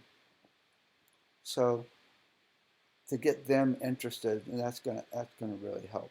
But what's interesting is, I've realized that where it needs to happen is not at the doctor and nurse level. If we're going to get it into the hospitals, it's not the doctors and the nurses that are really going to drive it. It's really the research scientists that are doing different technologies, and the ones that are the real techies, right? Because that's where it's not like doctors bring in an MRI machine.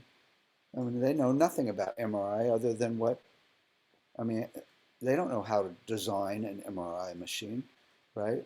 So the doctors aren't looking to figure out new ways. They might have ideas here and there, and they can be helpful, right? But, when I was in the hospital last year for kidney stones, I realized there's a whole nother level of researchers that you have to tap in. Researchers and hospital designers, hospital owners and designers, right? So this is where we need to connect, ultimately.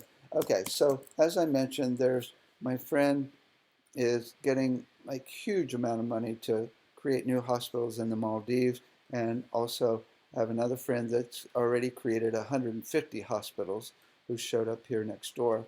And so the other avenue is, besides these two, is to look at getting it into new hospitals, creating the new hospital itself, right? And not even trying to incorporate it into current hospitals. And then using those as the templates for hospitals everywhere. And they start saying, oh my God, this is working well. How do we get our foot into a university like you for or conducting research on various factors? I don't think you're going to get in there. I don't know how you're going to get in there to because most researchers in universities are completely controlled by pharmaceutical money. Right? I mean, I learned that a long time ago. That's the deal. You don't do research normally in universities unless the pharmaceutical company puts some money up, right? Because that's the research that's done, right? So it's completely controlled by the pharmaceutical dollars. So I don't see how to get around that, right? Other than, oh, here's another one, philanthropist.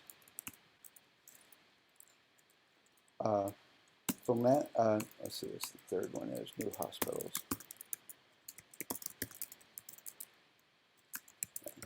Hospital. And then there's philanthropists. There are people that are making billions of dollars these days doing deals and are using the money to help the planet in any way they can. And I've got in contact with a bunch of them now. And so that's the other way, is to just create these new treatments and research. Like get the research center going where we actually have a treatment that will heal every one of the 11 systems with the musical flow, right? I mean, that's one avenue to work at. And all insurance companies, because they are the payers and always looking to save money. Yeah, but it's got to be an insurance company in a hospital, right? Because the hospitals are the ones that would lead it then. Because the insurance companies by themselves, they have to be ones in the hospitals. Okay, so let's look at the new hospitals. So ultimately, this is what I've been thinking, which I don't think is going to happen. I can't even imagine it happening. And that is, you go into a hospital and they go, oh, you have a physical pain? Go into the emotional ward. Let's find that stuck emotion and release it with sound that's causing this. Let's find that emotion that caused that cancer. Okay? Cool. Okay? And let's go into the mental ward and use brainwave entrainment to get your brain to a stable, consistent vibration of delta, theta, alpha, and beta tuned to you. So you're back at your own rate of rhythm and metabolism, right? At peace. And let's do the spiritual ward. Oh, you're not spiritual? Well, it's actually a garden. So let's go in there. And so now you've got a hospital that's not just working physically like most hospitals, but working at all four levels, physically, mentally, emotionally, and spiritually. I can't imagine that happening yet, right? Right? But that's basically what we need to have happen one day. It'd be cool when I can actually see it happening. Right? Now, so with these hospitals in Maldives, they're wanting to incorporate alternative therapies as much as possible. So what could we actually do? And I haven't thought about it in detail yet, so I don't have a whole lot of ideas. I mean, we could have all these different, I mean, of course, we can have sound lounges and tables. We can have a whole section for basically a psychotherapy, sound for psychotherapy, sound instead of psychotherapy. but it could be incorporated. Okay, sound incorporated with psychotherapy. There we go. That's exactly what we did today. Yeah. So that could be very cool. You can say, okay, you guys can have a psychotherapy department. Let's actually incorporate what these different treatments for anxiety, for depression, for grief, right? Let's get that incorporated. Okay, that's cool. That's big. That's, I hadn't thought of that. That's perfect right there. And then, of course, the other one that's obvious is focused MRI. Let's not have any radiation or chemo. Let's destroy those cancer cells with that. Right? But this is focused MRI. This would be the big deal. Let's not just do triage. Let's not just do problem solving. Let's do healthcare. So focused MRI that resonates the frequencies of health, right, in the body, which I talked about at the very beginning. Right? That would be the deal. Now we're taking it out of the hospital into the neighborhoods, right? Or people can come in and just get a treatment. Because where we're headed ultimately is, you know, you got a problem, call up your doctor, email the frequencies, play them, and it's done. You're cured. That's where we're headed, right? So along with this is ongoing research.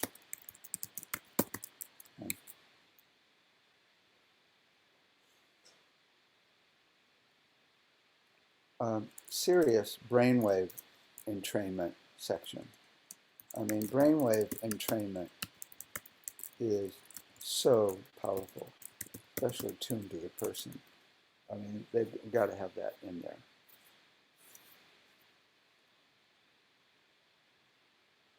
I mean, of course, we can say, I didn't even include the normal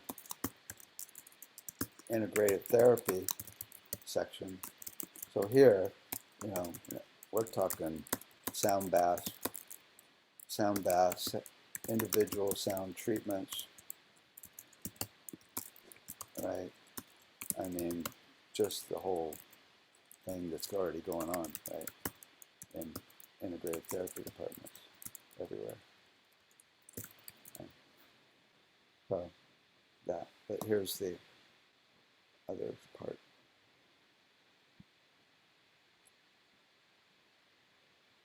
Any thoughts on this?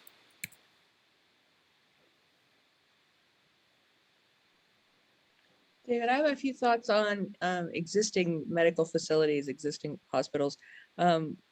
I developed a program and an acupuncture program quite a few years ago for the hospital that I used to work, where I used to work, and they're really the way that I got the administration to open up to it. It all had to do with money.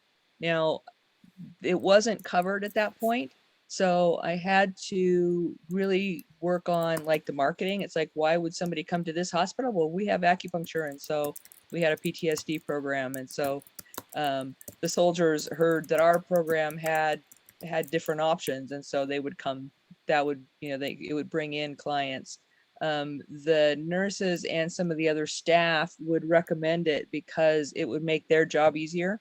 You know, if it's like there was a psych ward on our in the hospital, and if the nurses could get somebody to go get acupuncture, so it would be similar with the sound healing, that they could get the patients would be calmer and they wouldn't have so many codes and that kind of thing. So those are kind of two of the main things I was thinking about in existing hospitals. Oh, cool. Yeah, and there's acupuncture and a lot of integrative therapy, but really the main deal is getting insurance to cover it, right? And what that means is a sound therapy board, which is where we've been talking about in all our meetings, eventually heading, and getting a sound therapy board that would approve, you know, treatments for insurance, right? Because that's how insurance works. You have to have a board that of it. And so that's a no small deal. I mean, getting a sound therapy board is like, I mean, it's almost like daunting for me. But Yeah, that's a hard way to go, but certainly will happen at some point, I'm sure. When mhm, I got this program in, it was like 12 years ago, so there was no insurance coverage and everything. So you really had to look at how else are you going to make the staff of that hospital's job easier by having these programs. Um, then they would be advocates for it. cool. Yeah, like I wrote earlier that we need to get the insurances paying for it, because if it's paid for, the hospitals are gonna implement anything that it's paid for because it's gonna bring them money and customers. So if we can get the insurances to pay, hospitals won't be having any problems implementing it. Yeah, yeah, that's it's going to take a long time, because to set up a sound therapy board so insurance can pay for things is no small deal. We've actually done some uh, uh, research around it. I mean, there's some companies like, we looked at we did a search to find the person that got acupuncture approved, because that was huge. And there's also another company that's getting like art approved, like art therapy. And so we can go to the companies that have actually set up these boards and gotten insurance and say, okay, how'd you do it? And get them involved. I think that's the deal. But it's just, there's got to be someone. That's like so much work. I'm sure there's someone that's going to come along that's going to lead that, and I can help, but I'm not ready to spend, because that's like a serious Yeah, what commitment. if we just contact, say, we pick on one insurance, say Cigna, and we contact some leadership and just ask them, hey, what will you need for you to approve payments for A sound therapy board yeah, is what they need. I already know that. They definitely need a sound therapy board, and that's really hard to set up. That's how insurance pays for things. They don't do it unless there's a national board that monitors it.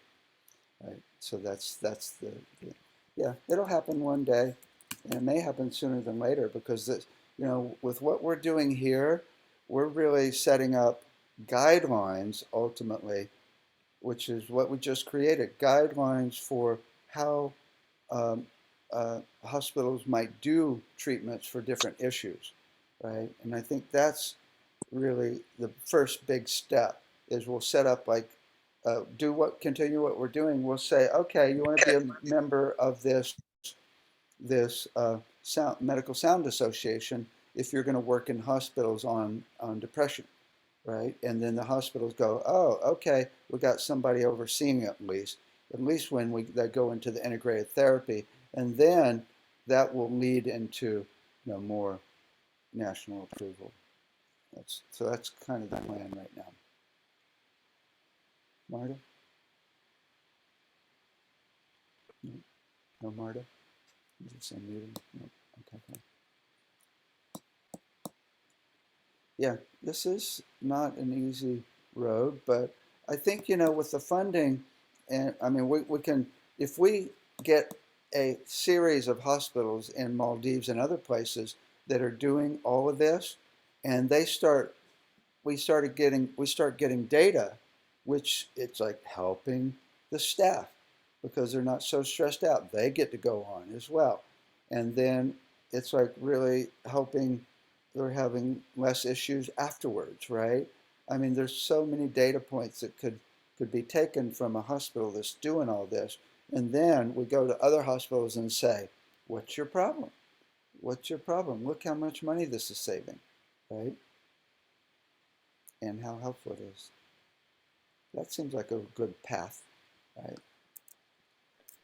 I think it's also going to be worthwhile to pay attention to how are the hospitals reimbursed. Some hospitals, some care facilities, not like a medical hospital, but care facilities get paid based on a per diem rate, and they have to provide certain number of therapies per day, or it would be worthwhile knowing how, when you're trying to get into a specific hospital, knowing how they're reimbursed, because per diem is going to be, you're going to position yourself differently depending if they get paid per diem or if they get paid by the service. Mm-hmm.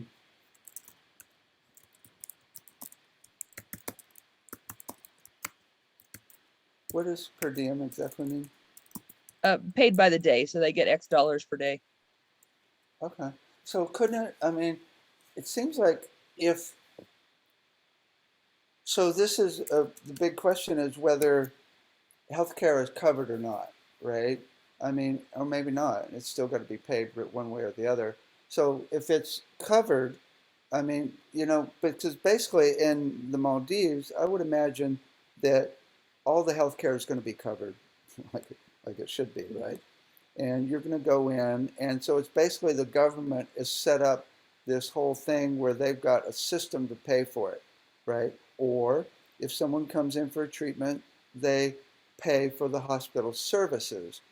Although you're saying it's like, so it was like, it's like you come in for this issue. I'm not sure how to break it down. Maybe you can help. Oh, I guess I was thinking specifically of, well, the psych facility I was in, or I was that I worked at, wasn't actually admitted, just to be clear. The like long-term care facilities or something, that they may get $1,000 a day to take care of grandma.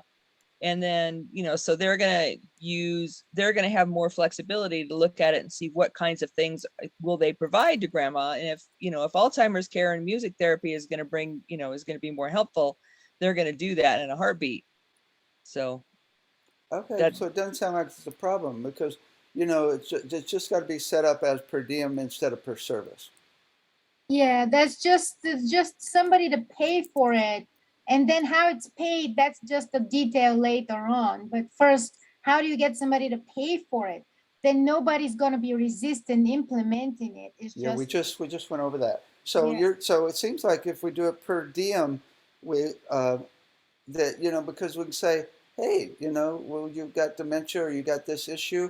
This is what we do, you know. So this is, and then if it's per person, then they pay for that service, which may include multiple things, as opposed to, you know, coming in just for sound therapy, right? Well, I'm not actually saying that we would charge on a per diem basis. I'm just saying you need to understand how the hospital's getting paid, whether they're getting paid the same amount no matter what they do. And then they're going to be more willing to look at something in terms of how effective is it versus is the insurance company going to cover this particular service? Yeah. So does that make sense? I'm sorry. I kind of got lost in thinking of, I mean, I'm just trying to figure out how we would do this in the new hospital, right? And it depends on, you know, whether people are going to be using insurance or whether the government's just paying for it. And I think I have a feeling in Maldives the government's going to be paying for it, is what the deal is. But even so, you know, if it's an insurance company, then we're back in a different area. We're back in that kind of catch-22 where we have to like get the insurance company and get aboard. But I have a feeling it's going to be different in Maldives, where they're actually going to just have free services like in a lot of countries, right? Which and the government will be taking care of it. So well, I would think. Mm-hmm. I would think in that kind of a case, then it would be really critical to make sure that you get some kind of metrics, so you can show, cool, okay, this is going to help your people by, you know, whatever. So before and afters or whatever kind of metrics you can get. Cool, excellent. I think that's excellent. Yeah, we can say this is how we think it's going to help, and then once we get it implemented, we'll start tracking it and show how much it's helping.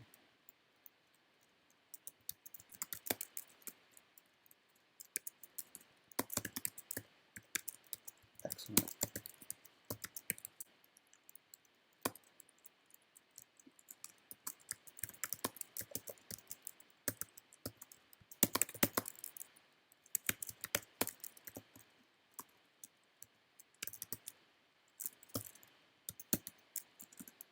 So what if you had free reign to set up a hospital any way you want, what would you do differently?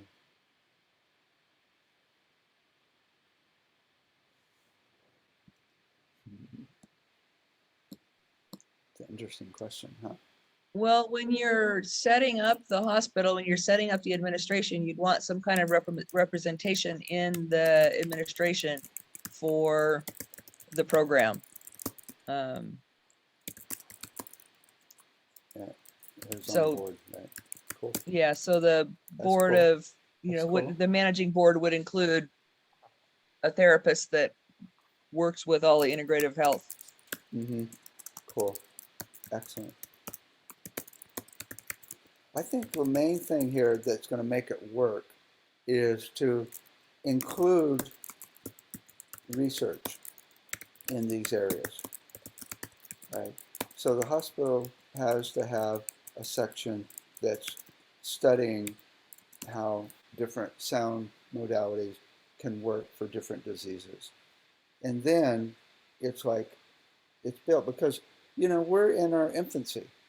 I mean, it's like, I don't know how to cure every disease yet. I've got some ideas, but it's not been tested, right? And so that's the deal. And that would be really cool to actually, I just got an idea, to have a association, oh my God, that ties together all hospitals that are using sound. So it's one big research association. So different hospitals have their associations that are working on different issues within the hospital, but it's all tied into a larger umbrella that collates all the information and gives guidelines as to how people and shares from one hospital to another. That's a good idea, huh?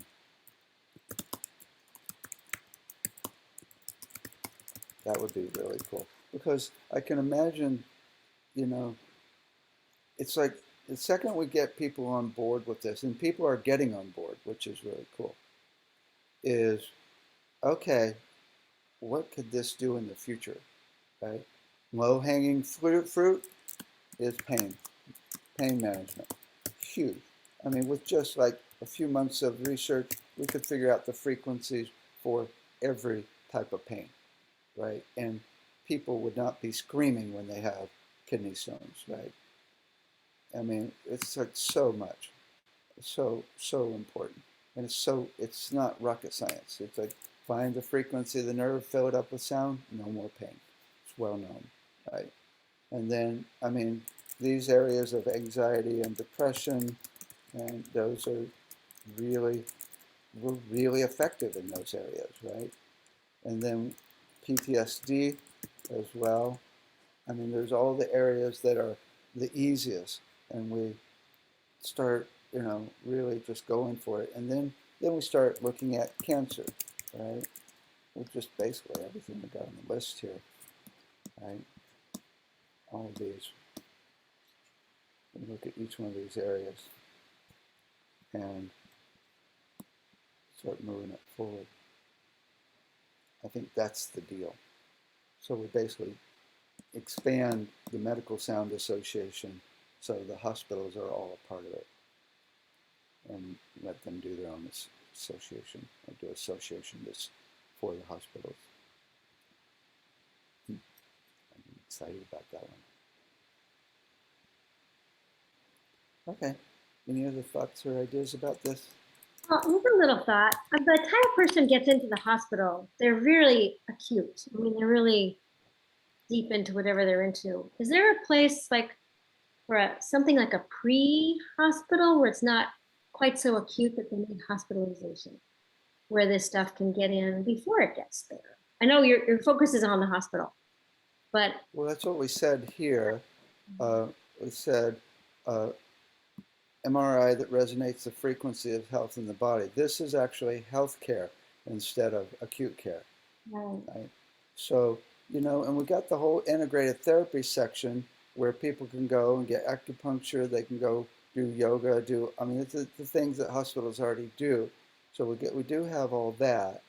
I mean, ultimately, we get it more into homes as well. But yeah, no, I think there's this whole aspect. That's an important point, is really to make the hospitals include more healthcare instead of acute care. Yeah, exactly. So it's like, think about the time you get there, kind of depends. So things that may modify what will help them need less pain medication. If they're on a sound bed, does the pain medication go down? If they're having, some kind of toning thing, they need less medication, do they get out faster? Those are two pretty easily verified target points. Less pain medication, do they get out sooner? That's really And what would excellent. augment care as opposed to replace care at this point? Right. No, this is great. In the Netherlands, they actually prescribe music for people with different issues. The doctors prescribe music right now and have been doing for years. So it's actually part of the healthcare system in the Netherlands. Would they share any of their data, and maybe we can use that for supporting part of the research, as measurements? Yeah, I think what we just said is exactly that. Yeah, to set up the association. So there's an association that is collating what we just said here. They're collating, there's a larger umbrella that collates and shares all the information. Yeah, that's good. Okay. Well, this is cool. I think that'll be at the top. We can start with a proposal and say, we're going to make hospitals be about healthcare as much as acute care as well, because that will cut down on costs and help people to be more healthy and productive.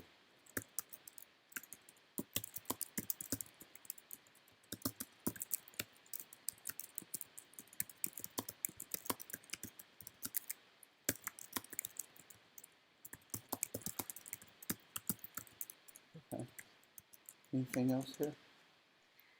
I came in kind of late, but I was thinking as part of the healthcare to promote self-care, which is something that a lot of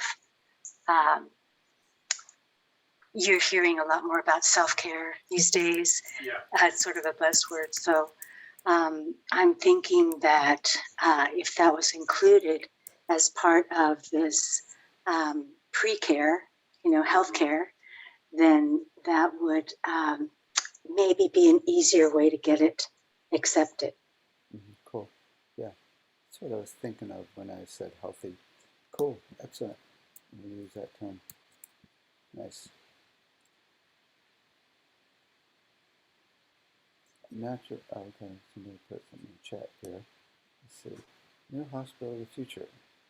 Naturopathic, allopathic modalities coexisting, working side by side. Yep. Sound therapy, yeah, that's what we just said. Okay. NL, what's NL mean? NL medical system is mainly traditional, not open to naturopathic. Naturopathy is providing clinics and yeah. Integrated therapy departments are naturopathic, and they're Netherlands. I see. So they're definitely applying. I know people that's gotten prescribed CDs. So yeah, this is the whole thing, and that's really cool because up front they're saying they want more alternative therapies included in the hospital up front with the $500 million budget they got. Right? Actually, it's way more, but that's the start for us.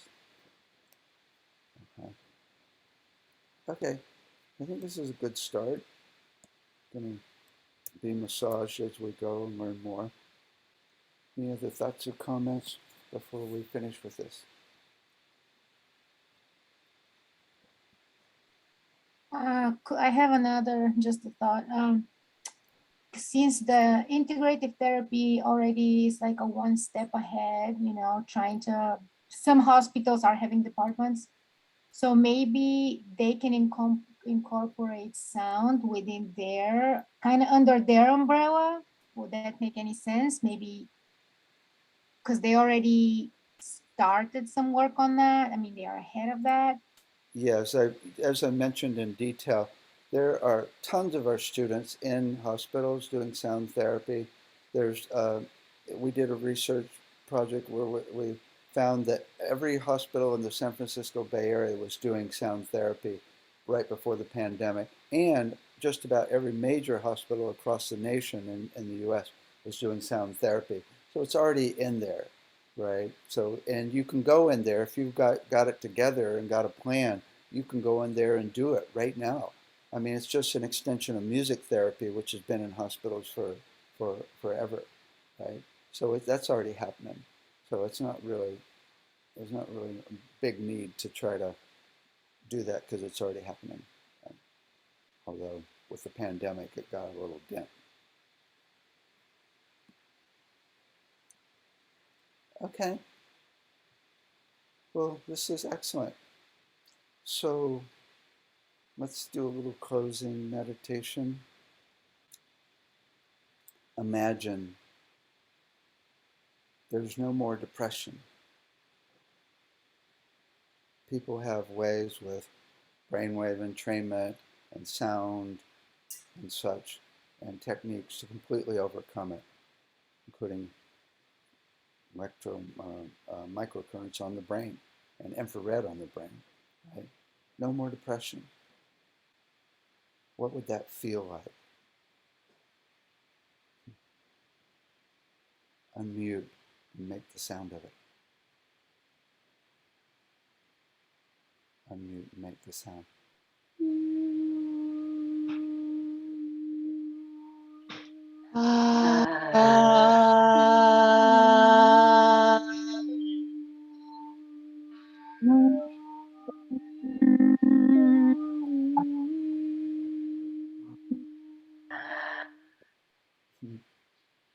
Imagine everybody not afraid to make sound.